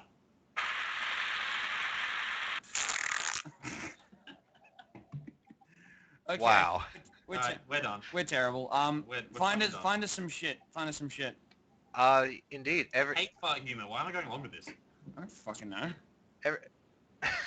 Okay. Bronies, what the fuck am I doing here? I don't like brownies. Oh. Brilliant. Since you are listening and you want some grimdark / clop, go right ahead. Go into FanFiction. Find us something horrible Find to me the read. stupidest possible shit you can. And it can't Applejack. and it can't be Rainbow Dash seduces a watermelon. We've already done that. Already done that. So It not was a not good that. night. That was It a was very good good night. It was a good night. He was steaming in I his own felt boiling things rage. I'd felt things that I'd never felt before. Love for a fruit, for one. Oh, I never was. How the hell did I get Rainbow Dash fucking a watermelon to Pokemon? I have no idea. How did I go from point A to point B so quickly? You followed the line.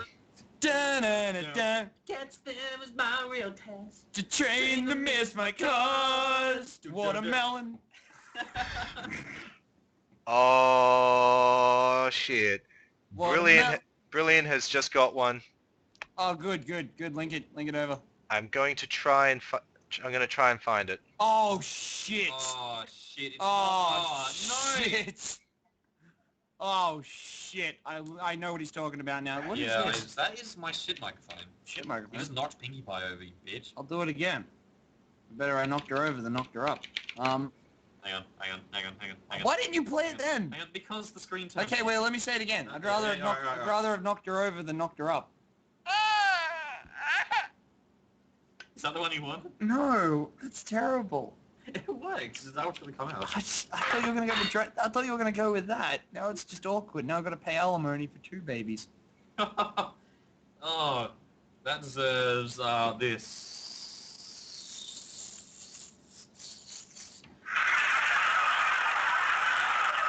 That is an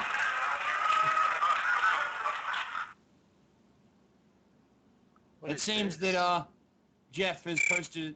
Fuck. He's posted Okay, fuck.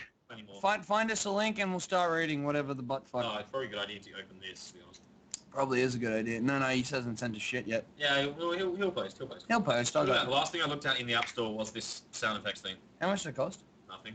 Wait, it's free? You think I'm gonna pay? Oh my god, funny sound effects. No. Are they actually funny? Probably not. I don't want funny. I just want like See, if you say that they're funny, they're probably not funny. sound effects. Is there one for the Wilhelm screen? It better be. And just play it through it. Yeah, Yeah, maybe SpongeBob like my leg. my eyes.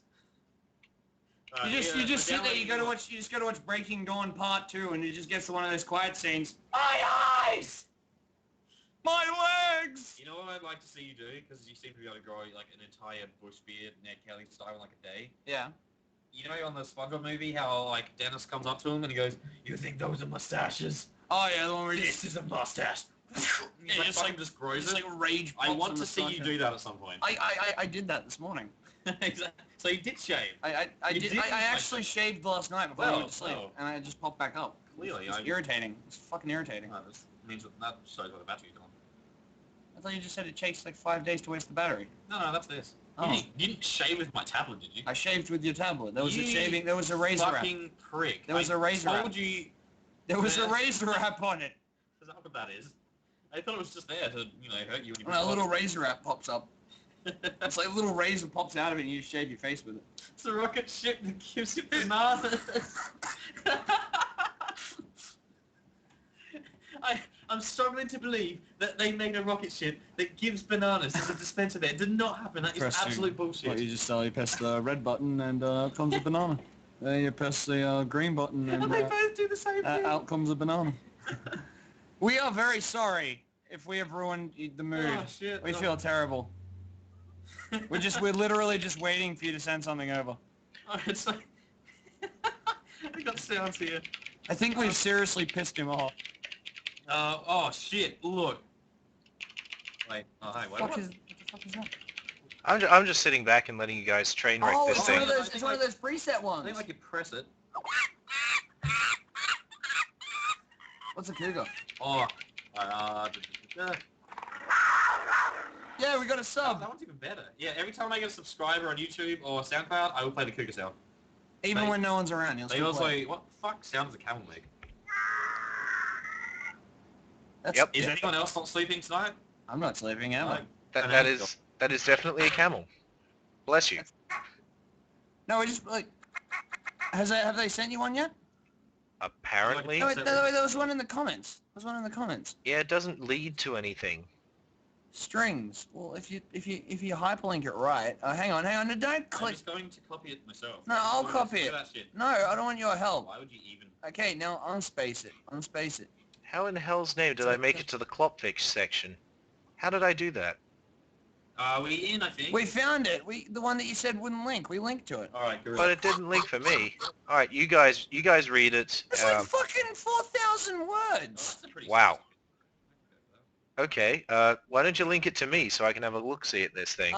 Yeah, sure. I don't feel comfortable reading intelligent dribble. Guess what that is, okay? What is that? Seriously, everyone, guess what this sound is. Ready? Listen. What do you think that... Okay, prize for whoever can guess what that is. Seriously, guess. Yeah. Ready? Ready? Here it is again. What is that? I've got the name on my tablet, but you need to guess what it is, because the answer will surprise you. I literally think we have fucked them off. Yeah, I don't think anyone really cares. Here's one that says supporters.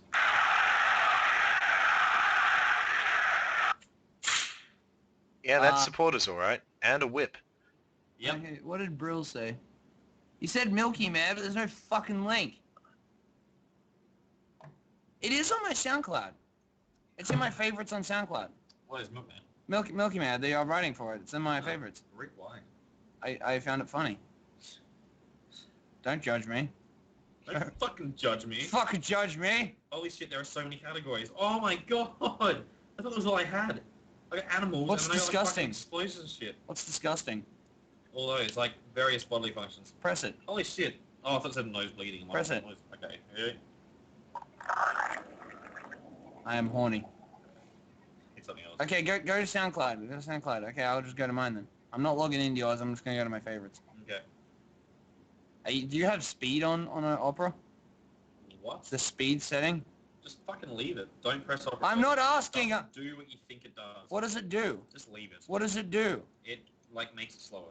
How does it make it slower if it says turbo? Because it's for slow connections. Okay, well, can you search my name? Brilliant. Which comments? Because He's there's... an idiot. It's okay. He's an idiot. I know what he's talking about. I'm going to. And he's off. Failed joke. Okay. Why didn't you wait until I said... Okay. Alright, let's go. Why did the man cross the road? I don't know why. Cross the road. Because he had a terminal illness. Why are you even doing this? I'll think about it. Please don't call me a raper. you We'll remember that- stop raping. Do you remember that pickup line I thought we should use on the middle-aged women in Is that the one with the, combo? is It's that the like, one with the period? yeah, I'm like, hey, lady, what that red wine's coloured the period you won't be having. It was like, is that red wine the color of the period you won't be having when I'm done with you? And then this happened. All this. No, it didn't. It did. No, it didn't.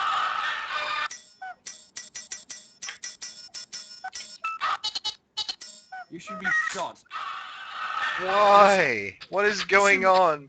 You should literally be shot for this shit. Why isn't it loading? Gotta click that. That's it. Weird. Give it a second. No, I just clicked it twice and it worked. Yeah, just changed. Shut up. Just changed. Shut up. I will kill you. Shut up. Oh god. Alright.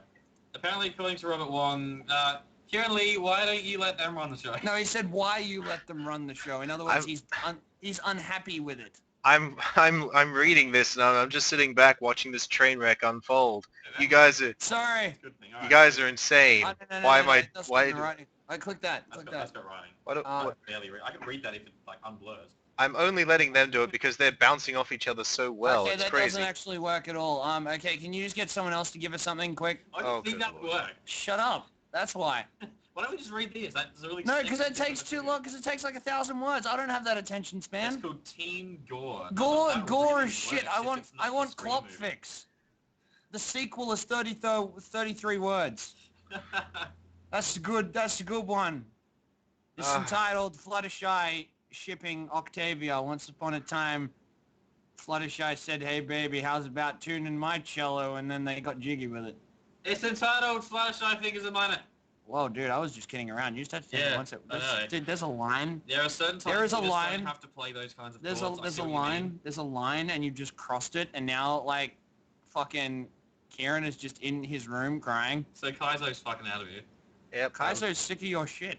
He is sick of your shit, guys. Oh gosh. Okay, okay, You're right. okay, real talk. Give us something to read. Quick, give us something to read. We feel Yeah, terrible. we're trying to like stall here, and we're slowly running out of We're material. stalling for They you. want- I am trying so hard, but God Okay, damn. we'll keep stalling. So what did the five fingers say to the face? I don't know, what? Smack! Smack! I'm done. Apparently Luke's phone's just gone, so, you can ask me a question and I will answer it. What the fuck? We've already done the spiders, guys. Don't keep saying Cougar shy? The hell? This I gotta see. Oh. Cougar shy does not exist. What? But this... oh, no, I don't have the cougar sound. Damn, I was gonna play the cougar sound and it's not actually on here. That's it. Oh, Looking. wait, no, I do. Ready to do it. There we go. Okay. Over now. Oh. What? Okay. Found one. It's called the Why don't contest. you join the chat? Guys.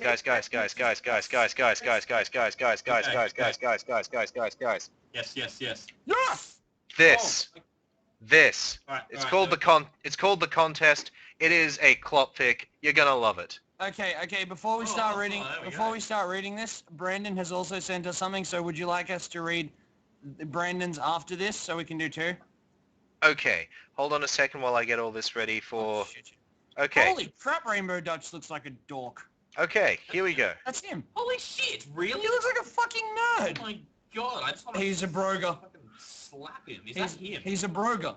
Okay, Phillies and General Colts in the chat. I've just posted up the story so that you can read along. This is the contest as read by Koroshi-Ya and Glitchhog / Strobe. How do you... Would you rather... Like, paragraph. Paragraph So by I'll read paragraph. that, you read that, and then we... Yeah, you just take the first one, I'll go from there. Okay, this is the intro. I don't like where this Let me going, 'cause I've spread the bottom of the page already, and it... Yeah, okay. let me Stop. do the intro first, okay? Okay. Alright. The story is humanized. Upon discovering that Twilight has inadvertently created a spell that can give her a dick, Rainbow Dash demands one so that she can compare it to Applejack's and see who's better. Okay? Ready? Go. Oh, bloody hell. No! Twilight slammed her book shut. I'm not giving anyone else a dick. I didn't create a spell so you two could jack off all the time. I'm sick of it. Do you know any Pinkie Pies came in here last week trying to convince me to give her a dick? I don't know either, but it's too many. This isn't a sex shop. Oh, well, I guess it ain't happening, Applejack. Applejack shrugged and walked towards the door. See you later, Rainbow. Am I taking that one or are you Yeah, taking that one? you did that one. Okay, well, you just totally No, you've thrown off the fucking That vibe. one paragraph is a sentence with You've like thrown off the quotation you've marks thrown around off the it. fucking vibe. Okay.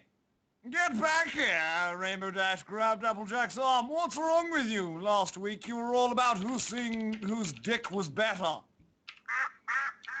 Well, yeah, Applejack blushed. That's the weird thing about having a dick. When you got one, you're using it to jack off or fuck somebody. It's all great. But other than that, it's weird having one when you ain't supposed to have one. It just feels like it's not supposed to be there. Sure, when you're beating it, you're not thinking about all that. But when you don't have one at all, it's kind of hard to remember how it felt. You go. But it does feel good when you have one, doesn't it? Yes, it really does. I don't know which character I'm reading right now. Okay, I'll just take line by line now, okay? Line by line. Okay. Yeah. You don't want. See, it's not fair that Applejack gets to feel and that I don't. I should at least have a chance to try having a penis. No, Twilight shouted. I've better things to do with my time than dickify all your friends. Don't you realise how awkward this is? Oh, so you'll let Applejack fuck you, silly. You won't take 5 minutes to give me a cock. Twilight's face went white. You sure about that, Sicklehead Applejack? I didn't tell her. Applejack held her hands up in a What gesture. is the screen? What have you done? You've done? Screen. Applejack held her hands in a gesture of supplication. Wait, where are we? After me and Pinkie double-teamed her, we snuggled for a bit and Pinkie talks in her sleep. Twilight slumped down at the table. Okay, fine. I'll give you a penis. On the condition that you don't tell nobody about it. Awesome. Twilight stood up and glared at Rainbow Dash, speaking through the gritted teeth. Not a word, she said. Okay, we get it. Rainbow Dash took a step back. Just cast the dick spell and we'll be on our way. Twilight's eye twitched a bit before turning bright with white magical power. Both Applejack and Rainbow Dash felt sudden in their neighbour regions. There! You too happy? Rainbow Dash took a few experimental steps.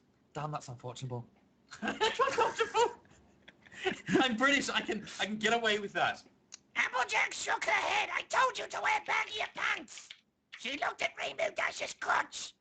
Inexplicably, Dash had decided to wear a pair of tight athletic shorts. The brand new bulge was incredibly obvious. Even through the fabric, Applejack could tell that Dash had a tremendous set of balls. They put her own to shame. Then she smirked. She could also tell, regardless of the nut size, Ray Auntie's dick wasn't exactly sizable. So what are we gonna do about this? I'm warning you right now. I'm gonna be done pretty soon. I'm gonna fucking storm off in a second. I'm done. I'm fucking done. You're not done. I'm not done yet. We need to get through this invigorous story of two women having dicks. Maybe we could do it. You got to go in there. No! Try like Rainbow Dash. Or we could do it at my place. Twilight, you mind casting one of them plow orchid spells on AJ? Well, I mean, if it'll keep you two from getting spooge on me books, sure.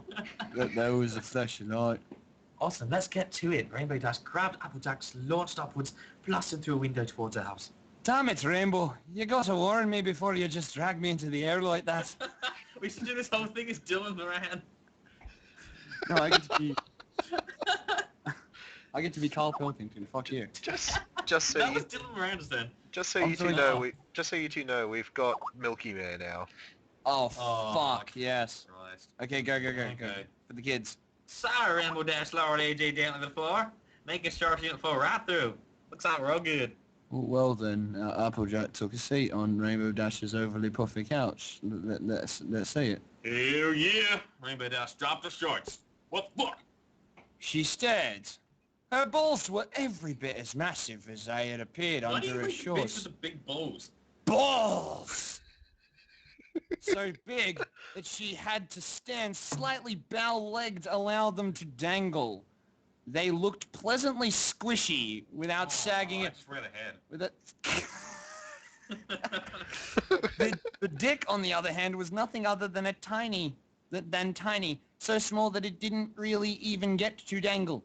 It stuck almost straight out from her body. Done. It had a bit of foreskin, Fucking done. but that was too short, that it didn't really cover anything. The head was fully exposed. I was actually thinking what I think I won the size contest. This is such bullshit. You're like unretarded ourselves. I'm going to go to Twilight and get a refund. A refund for what? She did it for free. Look at it! It's too small! Twilight must have screwed up and put too much magic into the balls. Or something. That's a thing. She should shrink them and make my dick bigger. How long is it? I don't know, I kind of like it. Applejack said she unzipped her pants and took out her own dick. Rainbow Dash snorted. You're just saying that because yours is bigger. Still, put my nuts put yours to shame, so I guess we'll call it even. Has any man ever has any gay couple, do we have any gay listeners who have ever had like a male partner and they put their balls side by side to compare the two in like a contest sort of thing? Yeah, if you have... I never thought that'd be a probable thing. If you've done something like that, come to PonyCon AU. Come to PonyCon AU and get a signature on your ballsack from Kieran himself. Okay, keep going. Hey, what? After the stroke her big, she stared at Rainbow's now naked body. We're going to have a dick contest, not a testicle contest.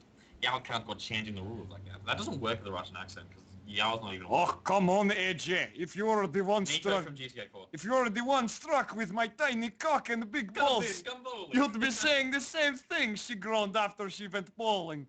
Damn it, this sucks. Wait a sec. Your face lit up. There will be consequences!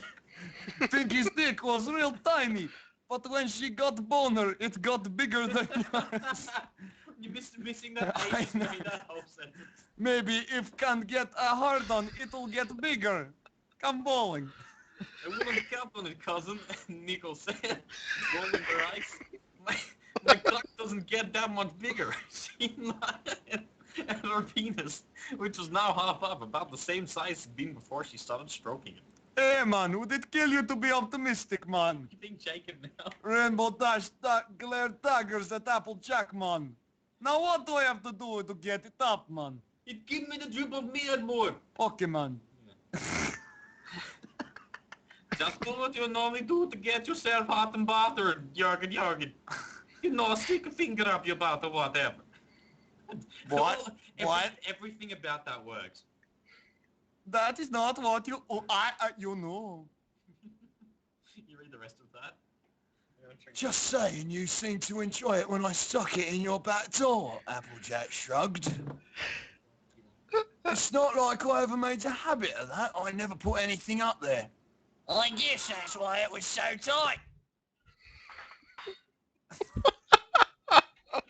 It also explains why my ass was killing me for like 2 days after you put your dick in. No way in hell is messing with that anymore gonna give me a boner. My arsehole is still sore. A bit. Not a lot though. What are we up to? We're up to Find Lemmy. Boy, let me help you out a bit. Applejack stood up and pointed at the couch. Why do you sit down? Okay. Rainbow Dash flopped onto couch. I'm Spreading going to legs. my car and put it in. Spreading legs to accommodate massive testes. Now what? Now I get to have some fun. Apple, let's just make this the Rusky. This is now the Rusky. The Rusky works best. You know what? Just knelt down to cup her hands around Mambo's nuts. They squeezed feet between her fingers.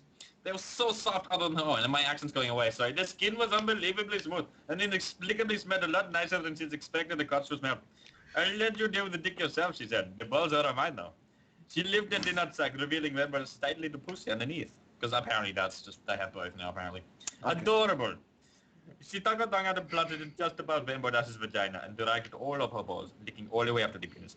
She flicked the tip of it with her tongue. Come on, Rainbow. Aren't you going to play with it? I feel fucking like I'm going to go to sleep tonight and wake up a different person after reading this. Rainbow Dash stared down at her. She was so shocked by Applejack's sudden interest in her crotch that she had simply been watching. Yeah, sure. Rainbow had begun to gently toy with her penis, squeezing the shaft with one hand, while pitched in the head with the other. You got Kate Raiden. Wait, where are you? Apparently we've lost Brilliant. Brilliant, like... I thought he wanted this. No, we've lost him to fits of laughter. He's like dying over there. Sorry. We're killing him. You guys are killing him. What we need to do is, like, next time we read, we need to get, like, a hat and just fill it with accents, and every time you pull one out, you've got to do a whole line in it. I have an idea. After this, why don't we, like, make a story? We'll both write a sentence after each other, and that'll just become the story. And we'll read it as it happens. Oh, good God. Do that in the music break. Oh, God. Okay, go. Keep reading. Come on. Alright. Great. I'll take care of your other bits then. Applejack said she lifted the ball out of the way. She smiled and ran her tongue up and down Rainbow Dash slit, enjoying the texture of her pussy lips. Rainbow Dash trembled as Applejack's tongue probed deeper into the fold of her skin, pushing the outer lips aside, searching for the warm moved inner lips. The juices began to flow as Applejack lapped them up. She'd never eaten out of the girl before. Liar. Sure, during that sleepover at Twilight, she and Rarity did a bit of experimentation, but had never escalated past sticking in a finger or two. That would be gay. After they'd gotten a bit squeamish and argued never to speak of it again, they hadn't. Applejack had never told anyone, but upon withdrawing finger from Rarity's area, she had been quite nearly overcome with urge to stick it in mouth. She had resisted. The only thing that could have possibly made the clit tickling more awkward would be tasting pussy juice afterwards. She had smelled it though. It hadn't been bad, but wasn't particularly good either. She had heard stories of how nasty... Are you just fucking rain ears now? What happened? I don't fucking know what happened. I kind of lost it halfway. She had heard stories of how nasty vaginas could taste. That they were quite bitter and stinky.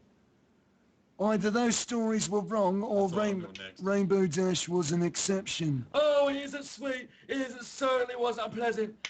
Her tongue found Rainbow Dash's clit, and she treated it like candy, rolling it around her tongue, savouring the taste. Rainbow Dash has not grabbed her for her, making her sweat. She reached down and touched her cock, barely caressing it to give her as much pleasure as she could without being in danger of coming. She wondered if Rainbow Dash felt as good as she did. What the fuck? Applejack withdrew her hand from Rainbow Dash's crotch. What is it? What do you want now? What is it in this? What do you want? It's this! Rainbow Dash gestured at her dick with both hands. It was bigger than it had been, but not by a whole lot. Applejack's was bigger, even when it was limp. How the bloody hell am I supposed to jack off with this? She put her hand around her dick. The tip was just barely protruded past her hand. Guess I really do win the South competition then. You're a Jack cunt. tried not to laugh.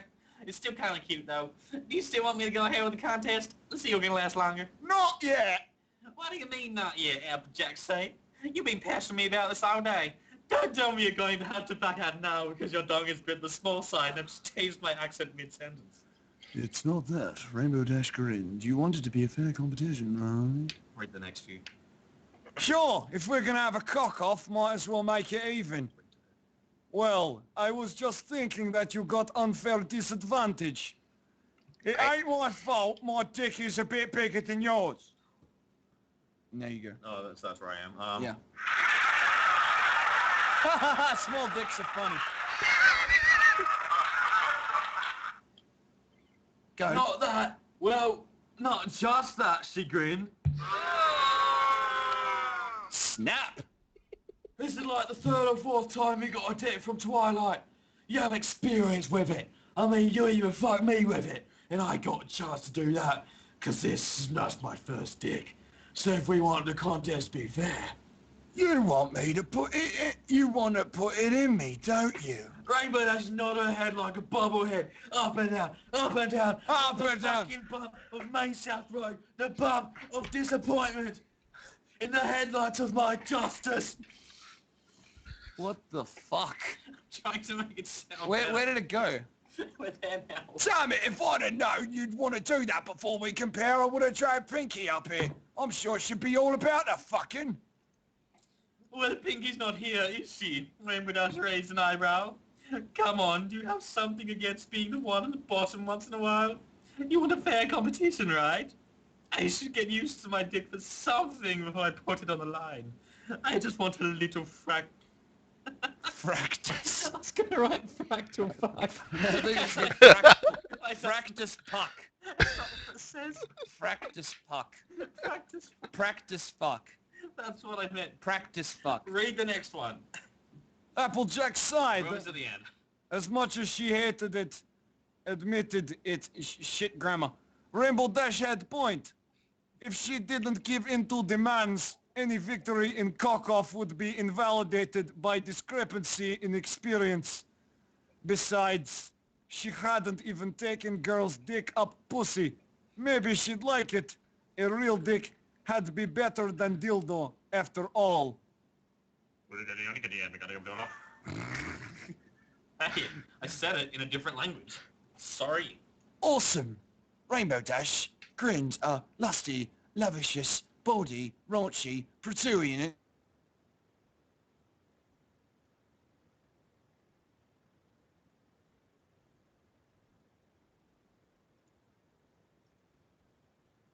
You've got to be kidding me. Oh no. Really? Really? How did I lose them? Oh no. We were so close to the end of that story. Come on. Come on. Guys, you got cut off. Oh shit, where did you get cut off? You got cut off at awesome. Oh, hang on, that was like right in the end. That's right at the end. Okay, we can redo that. That's We easy. can read that. Yeah, we're really... Okay, Yeah, right, so okay. Awesome! Rainbow Dash grinned a lusty, lavicious, baldy, raunchy, protrusion, and all other synonyms for the words grin. 1, 2, 3, 4. Her dick seemed to get a little bit harder. Let's get started. Get on the couch. Come to PonyCon AU. There you go. God damn it. Why the fuck? There are very few things I wish I didn't do in life, and this is one of them. Says that now. He says that now. He needs drinks.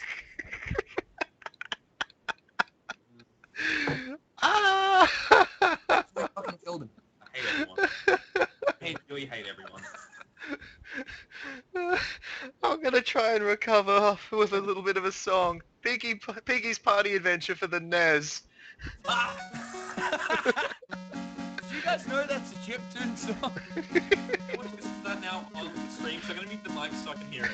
Okay, when we come back, we will be reading a story that Brandon sent, which should be Ponytanic, I think it's called.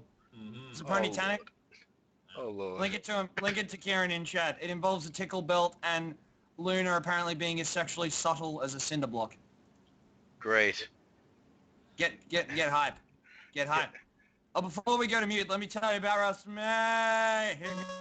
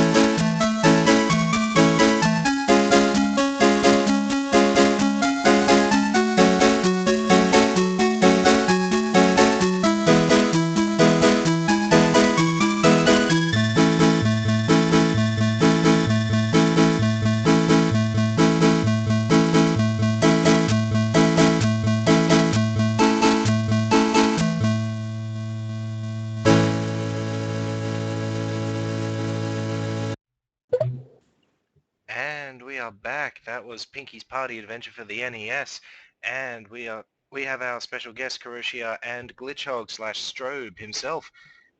And we are reading the most ridiculous things you guys can send in. We just got one as well. Okay. We back? We are back. Welcome to Friday Night Fanfics with Guy and other Guy and a crack pipe. Hey, I'm Turing. I'm not Cedric. And we're the gay jokes. No copyright. Yeah, we came up with it first. How are we gonna read this? Aaron Hanson's a fucking cheater. How the hell are we gonna write this? I think it's only green text. Is it only green text? I think it is. It's like not green, but it's numbered and there's arrows. How much numbers does it have? Shitloads. Like, okay, are there, how many lines in this? How the hell are we gonna fucking read all this? Oh, it keeps going. Hang on. There are literally 523 lines in this. How are we gonna fucking read all that? You fucking dumb. That's fucking stupid. You fucking dumb. That's fucking stupid. Would you like to read Milky Mare instead? Let's read Milky Mare first, Okay. and then let's find out how we're gonna go about Flutterrape. Okay, here we go. Okay.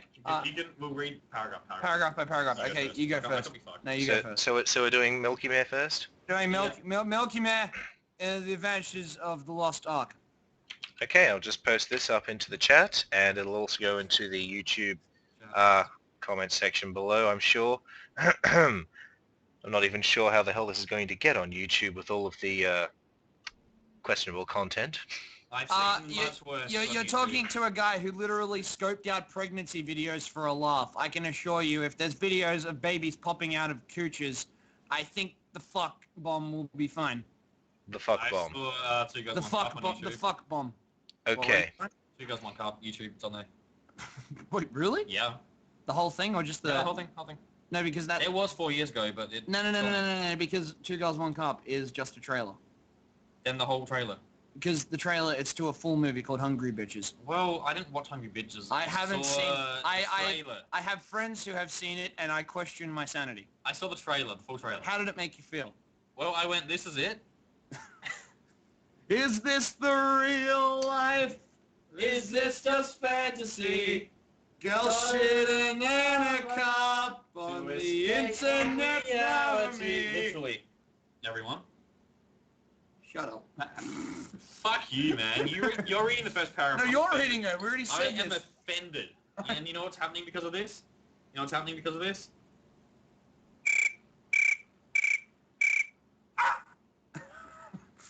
Okay, I'll take the first one. Okay. Milky Way gets up, wincing as they sway and rub against her hind legs. She looks up at you and forces a smile. You don't have to worry about it, Anon. Let me stick like a bug with it. I can do it myself. I just need to get a bucket. What kind of person would you be if you ignored her plight? You'd feel like a callous jerk-off if you refused to help her. So you smile, hunker down, and pet her mane. Don't worry about it, Milky. Make yourself comfortable and I'll get the bucket. Her smile wilders and her eyes light up in gratitude. You'll help me, Anon? Thank you so much. I owe you for this. Moments later, Milky Mare is standing over a nice, clean little bucket. You feel her breasts tentatively. It's remarkably warm and soft, and you feel her swollen state in the tension of her skin. How should I do this? You ask. Try putting your fingers around my teat about 3 inches above my nipples. Draw it down with a pulling motion, and you'll feel my milk glands when you do it. She gives you a little gasp through her teeth. As you close your hands around her breast, and as she described. Keep going! Pull down gently! Milky Way guides you. Her breast is so soft, and you feel your hand push into the soft fat surrounding her mammary glands before your fingers catch on the fluid filling them. You draw down, holding your grip firm as you do. Maintaining a firm ever-presence, Milky Way draws in the deep. Who the fuck is that? I have no idea. It just came up. Milky Way draws in a deep, shuddering breath as pure white milk sprays out of her teat in the hand straight line. Much like a squirt gun, Milky Way's whole body shudders with the passage of warm milk from her aching breast, involuntarily letting out a moan of relief. Come on up, there's so much better already. Can you switch between the two? It feels better when they're drained evenly. You obey her request, switching only to over the breast to repeat the same motion again. Using both hands to grasp her breast and drawing down firmly. It's kind of like squeezing a water balloon. Actually, it's nothing like that. Water balloons are not such silken texture, nor do they have this warmth that also feels quite pleasant in your hands. Milky Way moans again as her entire body arches, and trembles as the milk sprays into the bucket with a distinctive sound. It amazes you at how long the stream lasts as you draw your hands towards her nipple. It's not like you expected any less. Okay. It isn't long before you fall into a natural rhythm, switching between each of Milky Way's breasts. Milky Way's moans are not as loud, but her head is hung forward and her eyes are liddled in a state of overwhelmed blissful sensations. I don't have glasses, fuck off! You can feel the difference.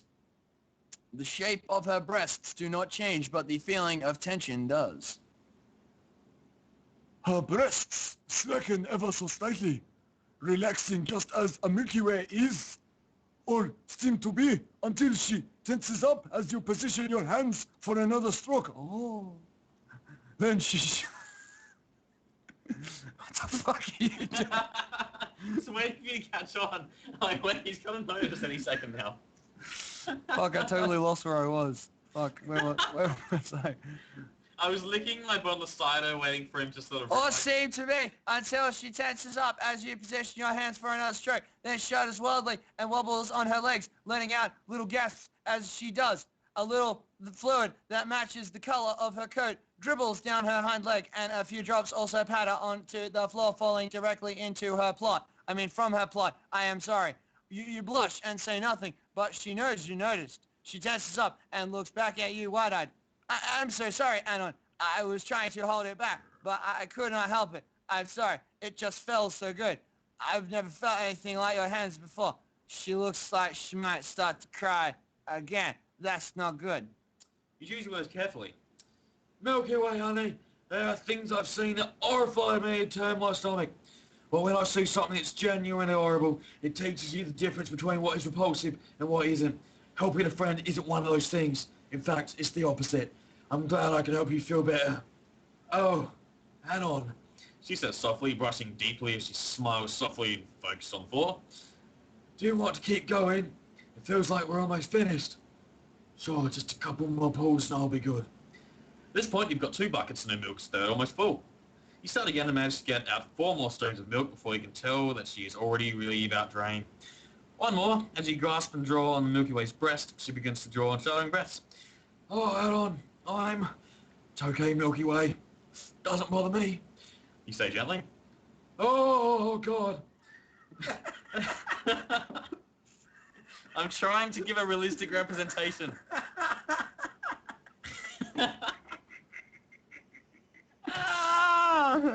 Why? I'm done. No, don't leave. Don't leave.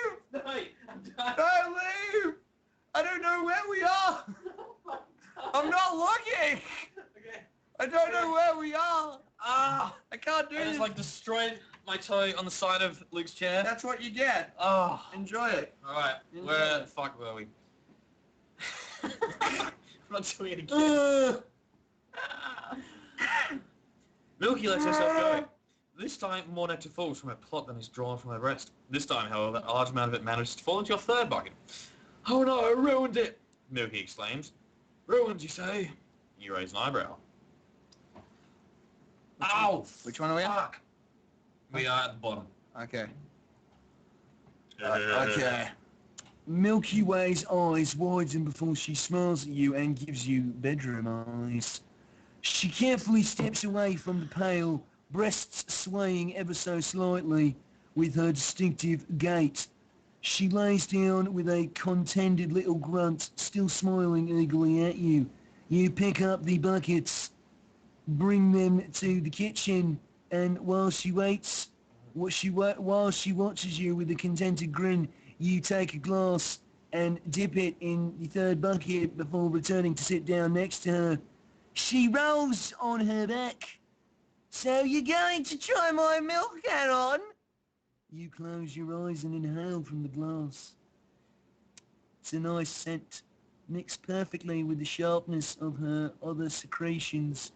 You sip first, intending to savour it, but the flavour, it's so sweet as yogurt and has just a hint of bananas bits with a bit of sharpness that you know instinctive. Eat a dick. It actually gives her warm milk, an effect similar to a beverage laced with alcohol. Maybe it's the pheromones, the excitement of the act itself, or some combination of factors. But Milky Way tastes so good, it almost makes you dizzy. This is the best milk I've ever had. You really are talented, Milky. I'm glad you like it so much. My talent has its ups and... That is fucking rotten.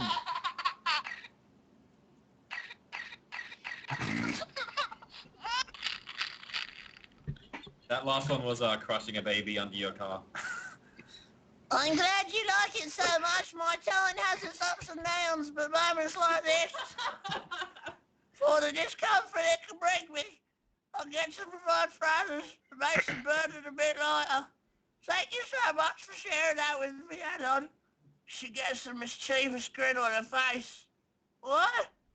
You ask? Feeling a little nervous at the grin and the way she is looking up at you. I'll tell you later. Right now, I just want to relax.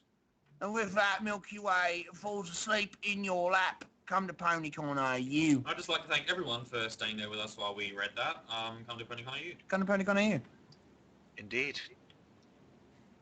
Wow. That's just... wow, that sums it up. Literally, come to PonyCon AU. Please no.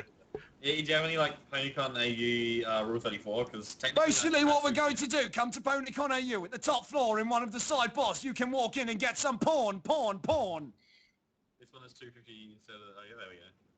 Come to PonyCon AU and go into the corner of the jack-off corner. You will get a wank, wank, wank. Sports. $5. Every single PonyCon AU entrance ticket is going for $5. This price is never to be repeated. $5. I can... You just repeated it, you idiot. I can't This price is never to be repeated. My one will not be repaired before midnight tonight. Do you like ponies? Do you not like ponies? Well, if you don't like ponies or you do like ponies, come to PonyCon AU. This price is never to be repeated. $5. $5. Never be repeated. $5. You're a pair of ninnies. Hey, which one? That's how you advertise. It works. Fucking, Angry Ian, Deranged Darren, Nuts Neil. Never have so many crazy warehouse guys been under one roof. At PonyCon AU. Oh, fuck. I'm going to... Come to PonyCon AU. There's going to be musicians, artists, vandals, stalls, everything else under the bloody bucket, all dressed up as fucking horses that are coloured. You'll get to meet your favourite ponies in other people's clothing. You'll get to meet Applejack as a businesswoman, or Rainbow Dash as A straight person. If you act now, you will get to visit Twilight before she had that insatiable addiction to human flesh. At PonyCon AU, right next to the fucking shit-off highway, next to the motherfucker. $5. This price never to be repeated. $5. $5 come to PonyCon AU. Yeah. Okay, apparently we have another one that's a little shorter than the one we were sent before, roughly half as long. Would you like us to read this? I would Or like to we could read do it. something else. Well, if you Here's your don't shirt. mind. If you don't mind, I'd like to read this one. Okay, cool. Okay. Oh God, yes. Give it to him. Alright, do you want this one? Do you want this one? Yep, you're reading this. Give it to him. Is it called Good Gravy by any chance? No, it's even better. It's even better. I was about to read Good Gravy, but okay, what is No, this? just look at the name. What Just is look this? at the name of it, and you'll see why you need to read this. Why do I need to read this? Let me see this. It's connecting. Oh no. Oh no. Oh yes. Oh I have to please. tell you, like, that fucking vanilla smells like bacon. Really? Yeah. Is that a bad? I don't know. I tried the Red Bull flavor and it fucking tastes like ham. And Why is bacon a bad thing? like bacon flavored bait? Do we really Yes. Yeah, go. Ladies and gentlemen, if you would like Golden Microphone to read the fanfic Flutterrape, please say so now. you realize it's going to take them a few seconds, of course, to go right ahead and do that. Dun, dun, dun, dun, dun, dun, dun, dun, dun, dun, dun, dun. Oh no, there's one already. Oh, yeah, we got yes. Yeah, we got one. That's good enough. That's good, yeah, go. I don't want to. Well, if you don't want to, get out of the way. It's my turn anyway. Yeah, if you Hello, don't, everyone. because we did, we'll feel left out a little No, bit. he's got Pegasus is going to read it. We're just going to let him do Oh, it. beautiful. He's automatically better than all of us. So there. So what are we reading? Flutterrape, the Tickle Belt remake. Very well then. And not talking. We're sitting back. We're gonna admire. Alright then, here we go. Wait, how the hell do you read this? It's got 1, 2, 3... What is that? Is that just lines? I think it's green text. Oh. Just not Well, green. alright then, fine. Black. Okay, I'll post this up in the chat so everyone can read along. Does that Okay. mean we get to read Good Gravy? Okay, fine. You can read Oh, Good Gravy. fuck, yes. Alright then, here we go. This is Flutterrape, Tickle Belt. Day Wombo in Equestria. You're going to ask Celestia to move you out of Ponyville. Since she personally assigned you to live here and all your needs are paid for, you're sure you can change the arrangement. Sure, it was a nice, sunny and happy little town. Ah, but it took just one pony to ruin it for you. Luckily, the princess is making an appearance by her statue. The entire town is going to be there, and it shows. You're already walking through empty and barren streets to your destination. Unfortunately, you're not alone. Fluttershy is following, and dancing next to you in a colorful outfit. You glare at her. She notices, and it causes her to stumble a bit. On her head is an elaborate hat with all kinds of fruit stacked on top. Oh my, do you like what you see? Fluttershy tries to rub herself against you. Push her away. Eep! You walk faster. She starts dancing in a forced bipedal fashion. Somehow she's still keeping up with you. É uma língua exótica o seu fetiche? Grit your teeth. How is this even a fetish? Where did she get the outfit?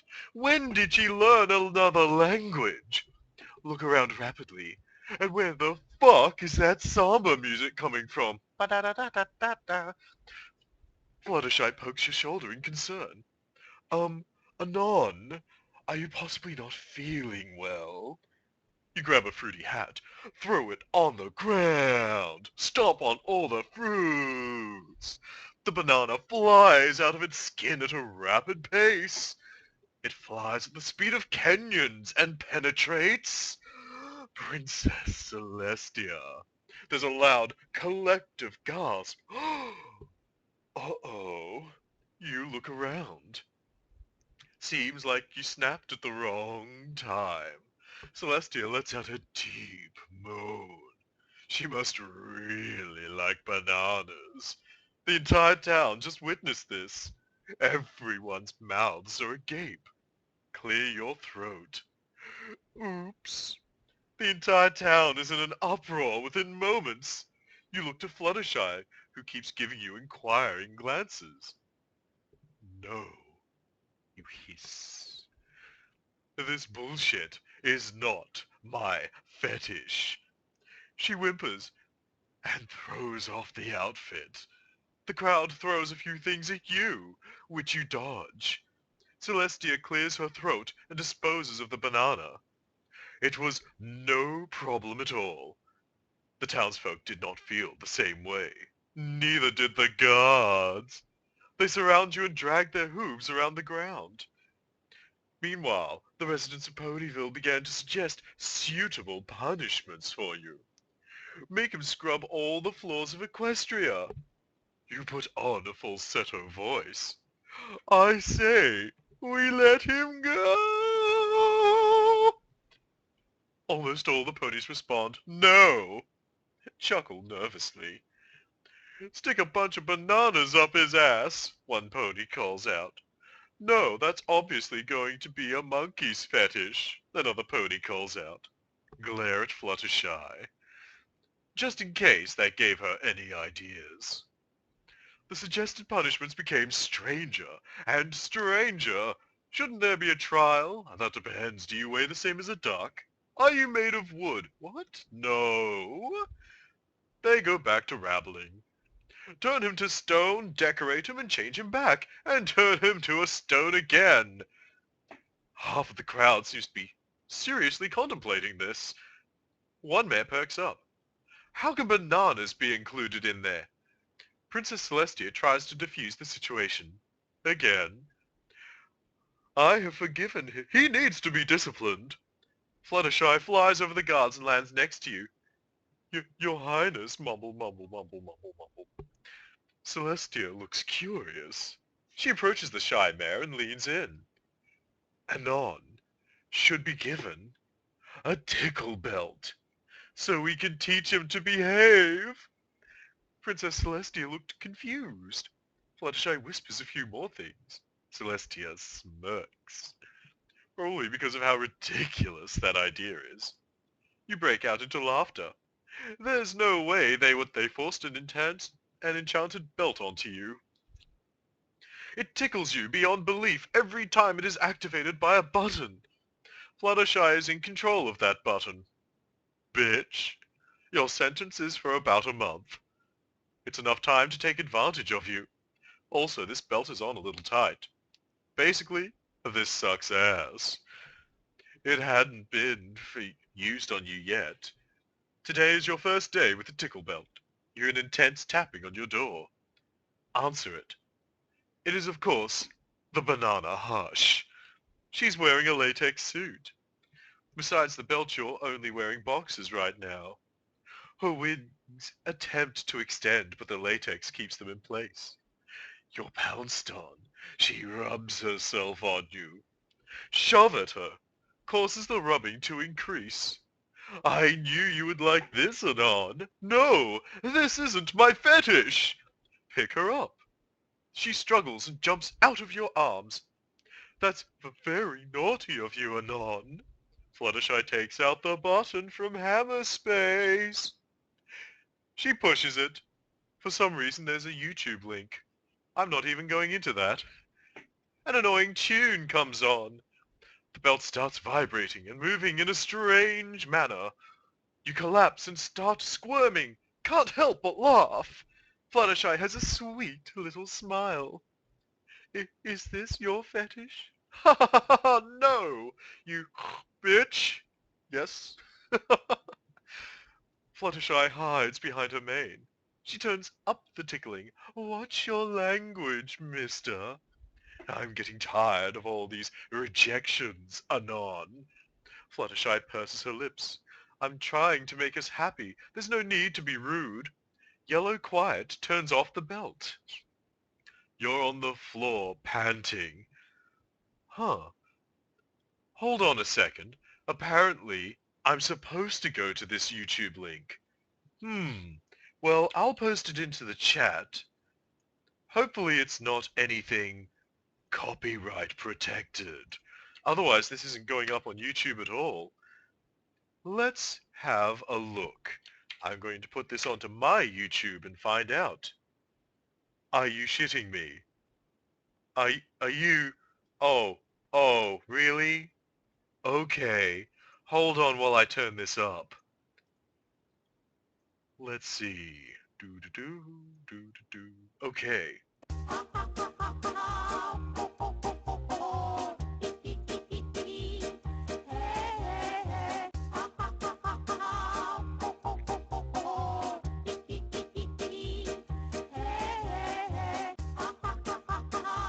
I don't know if you can hear that, but I definitely can. Oh boy.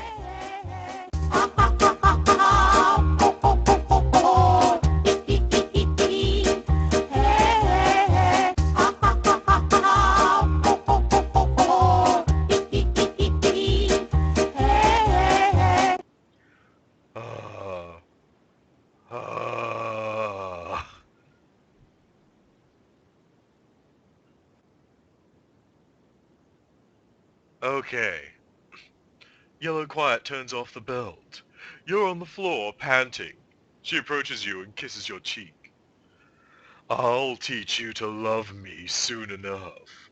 Fluttershy leaves, but not before spending an hour rubbing her latex suit on you. Fucking Fluttershy. It's been a few weeks since you've been given the Tickle belt. You've been forced, daily, to politely reject Fluttershy. After letting her perform the fetish and then accept her invitations to hang out. But the important thing is that you've been rejecting her. And that's what we're all about. It's only been causing her to try more advances on you, which means more opportunities to use the Tickle belt. You're taking a shower right now, thinking of a way to get this belt off. Notice some heavy breathing. Not from you. There's a peephole in the shower. Tap the wall. You hear a squeaking sound. Eep. Fluttershy must have retreated. For about 2 seconds. She goes back to peeping on you. Take a washcloth, cover up the hole. Fluttershy must not have liked that, because the belt is activated at a high setting. There's another YouTube... Oh no. There's another YouTube, thingy. Guess what it is?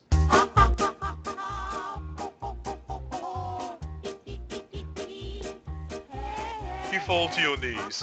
Can't help but laugh loudly as the magical vibrations titillate your entire body. Oh, tits. Yellow Quiet enters your bathroom a few minutes later. God fucking damn it. This is so unfair. Unable to kick her out because of this stupid belt. She still hasn't turned it off. On her back are a bunch of toiletries and care products.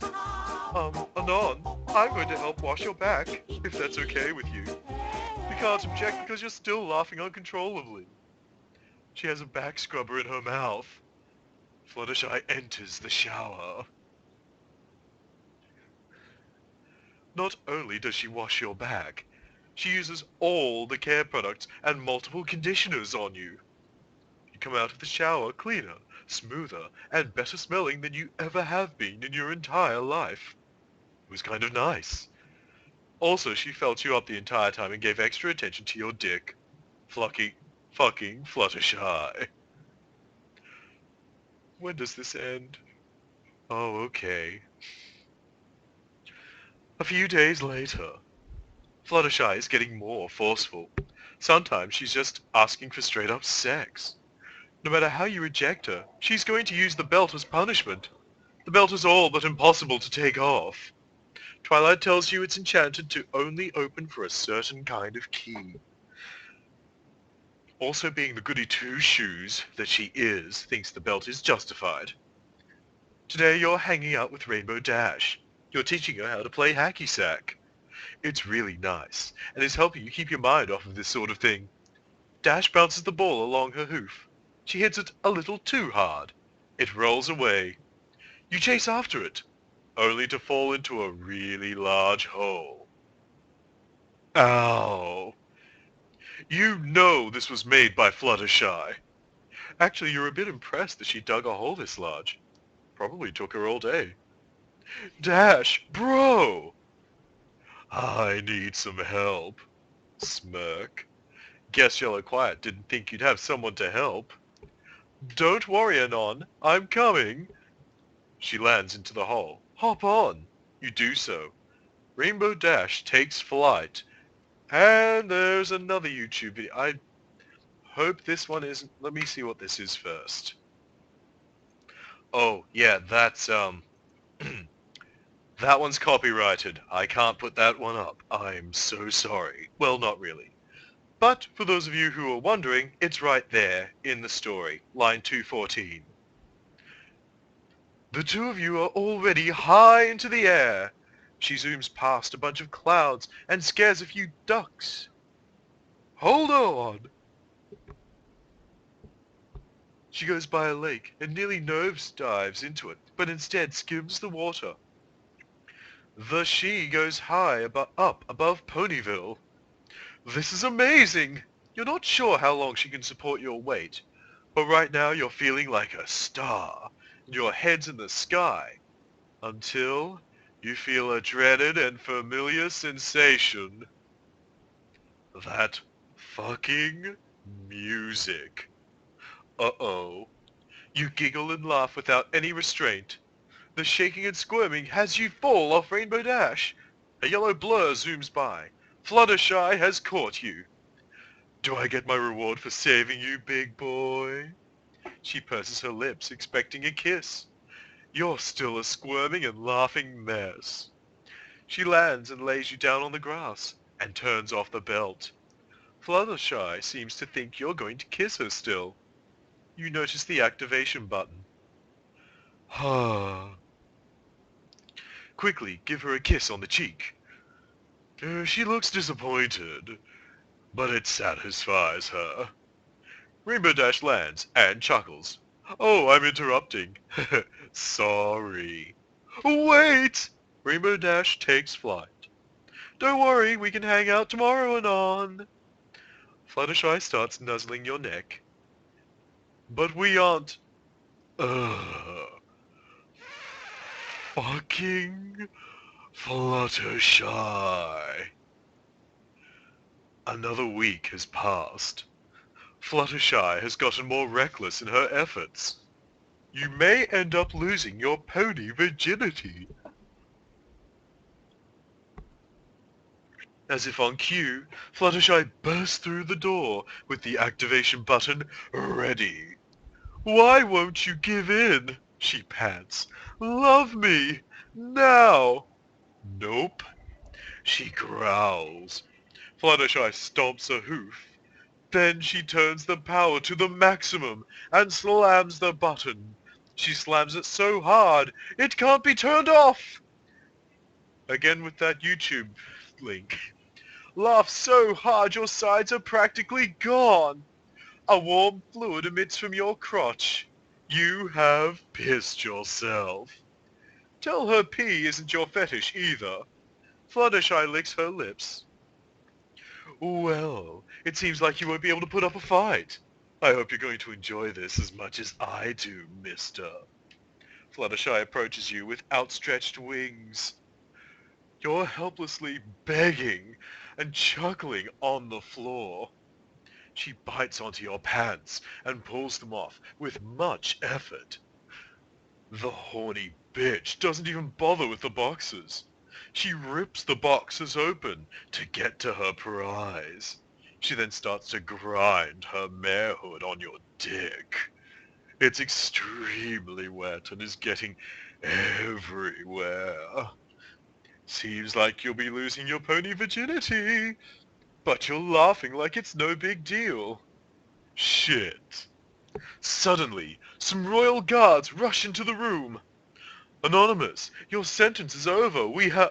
They stare at Fluttershy, then to you. Fluttershy giggles nervously. She hides behind a mane and blushes with extreme embarrassment. You imagine she's going to vomit a mountain full of spaghetti at this point. They approach you, fix the activation button, turn it off, and remove the belt. Fluttershy rubs her hoof along the ground. Oh, congratulations, Anon. We were, celebrating. The guards know better. In fact, they immediately put the belt on her. The guards give you the activation button. Equestrian justice can be cool sometimes. Fluttershy whimpers as the belt is tightly wrapped around her midsection. They leave the two of you a few minutes later. Sorry? You slam that button extra hard just to be sure, and walk away. Fucking Fluttershy.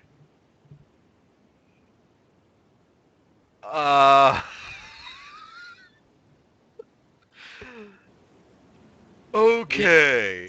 Slam. That was an interesting way to write a story. Boys, are you there? Unfortunately, we are. It seems I may have... I have nothing to say. Luke? My mind is pretty much fucked. You've been raped by this. That's what we're trying to say. Almost as badly as that poor Anon and Fluttershy, am I right? Well, I do know one thing that was good about that story. What's that? Ha ha ha ha ha! Ho ho ho ho ho ho! Hee hee hee hee hee!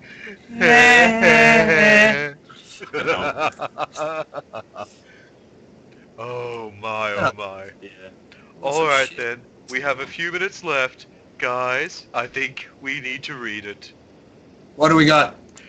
Well, you guys have good gravy. Oh yeah, shit, we do. Oh shit, where is that? Let Have a me link to it? let me link that to you. Someone link us. There it is, right there in the Skype. And I will post this. Go. You take first paragraph.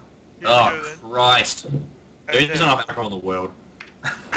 Okay, that's just been posted to the chat, and now I'll hand back over the golden microphone, who I think has finally found his sides.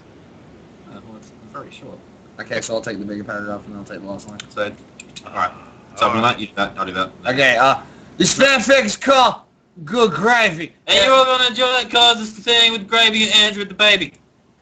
That's what I got. What? It does, look, it does. Get in?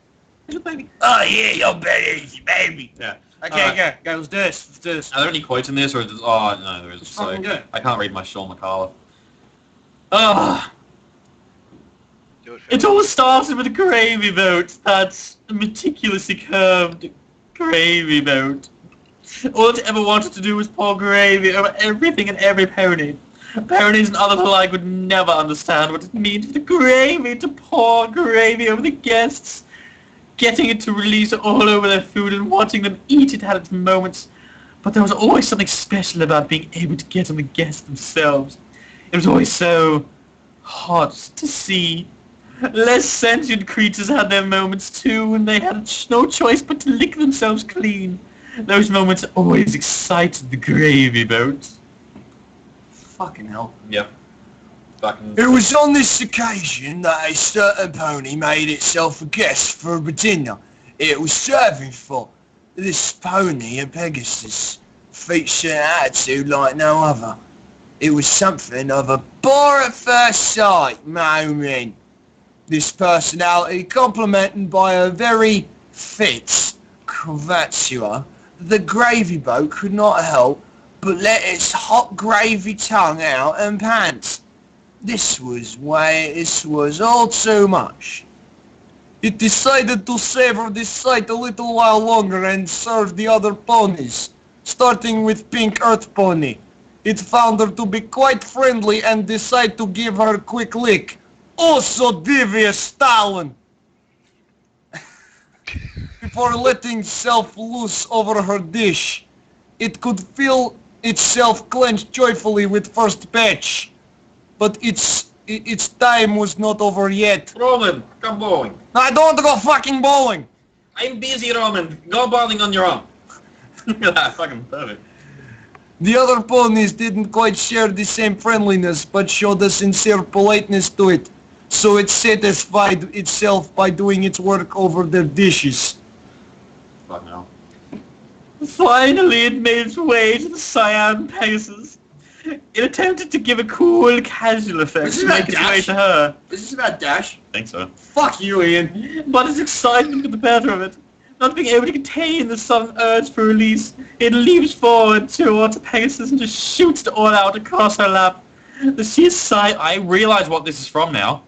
Just a little note. The gravy boat's legs were buckling from pleasure. The Pegasus jumped into the air with a yelp and contact with gravy, giving gravy boat the pleasure of watching its payload dribble down the Pegasus' body, past her strong and oh so tender thighs, across the area it dared not look at, lest it faint from the experience. Maybe the last one. Hey! That's hot! Oh yeah! Your best, baby! How's that? I like that one. It was short. It was good.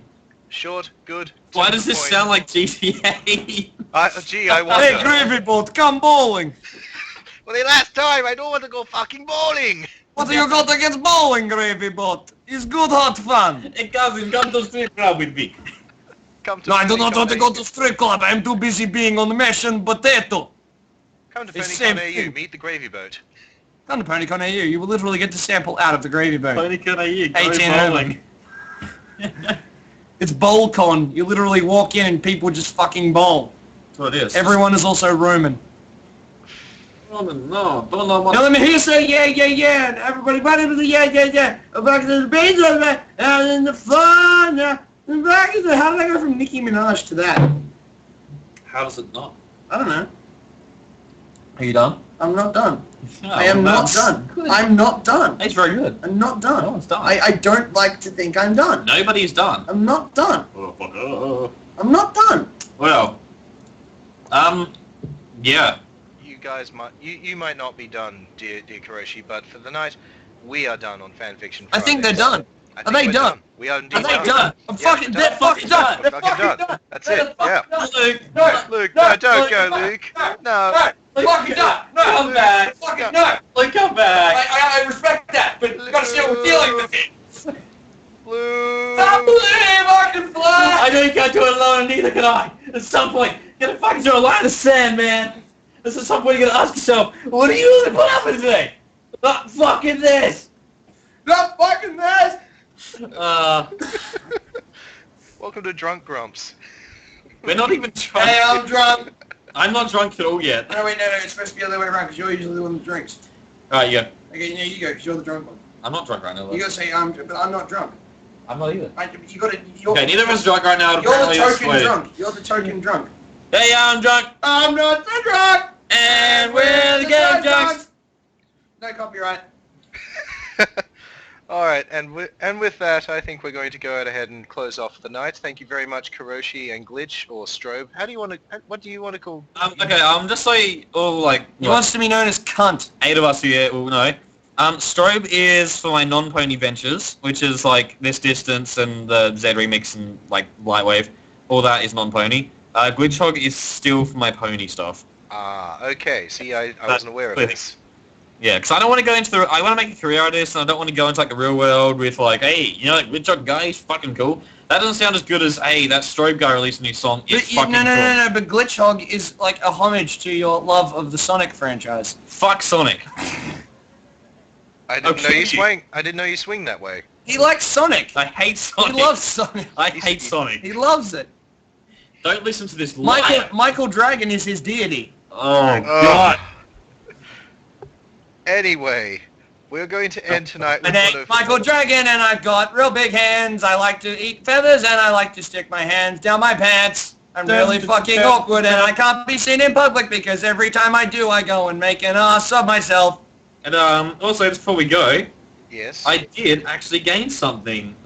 You did? The show. I did. I gained one. So You got one? So this calls for drum roll, please, Koroshi, if you can Drum roll, please. That's the Cougar subscribers. We're very glad to be sponsored by Cougar Inc. We appreciate their business very much. Don't buy their products; they're very good. They won't. Cougar Inc. Buy my products. Buy the products. The Cougar, they won't let you down. They will actually. They may not let you down in products-wise, but they got very shit parents who will let their kids down. They'll let you down in the way they'll let their kids they down. take the hair tie out. That does suck.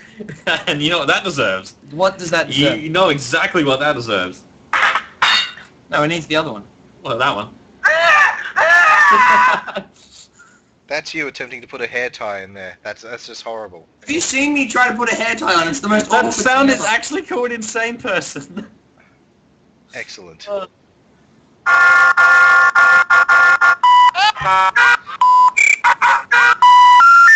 sorry. Your call cannot be completed as We're dialed. sorry, the person you are calling is dead.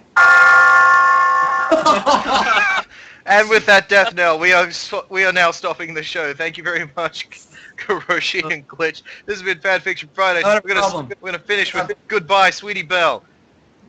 I'm listening to my own fucking song. I don't give a shit what you say. It's a shit song. It's a shit song. We're listening to it. It's a shit song. Alright, I'm gonna mute up Mike. I'm never... Goodbye, everybody. Goodbye, good night, have a good night. Don't touch your children. PonyCon AU. Don't touch your children, it's bad.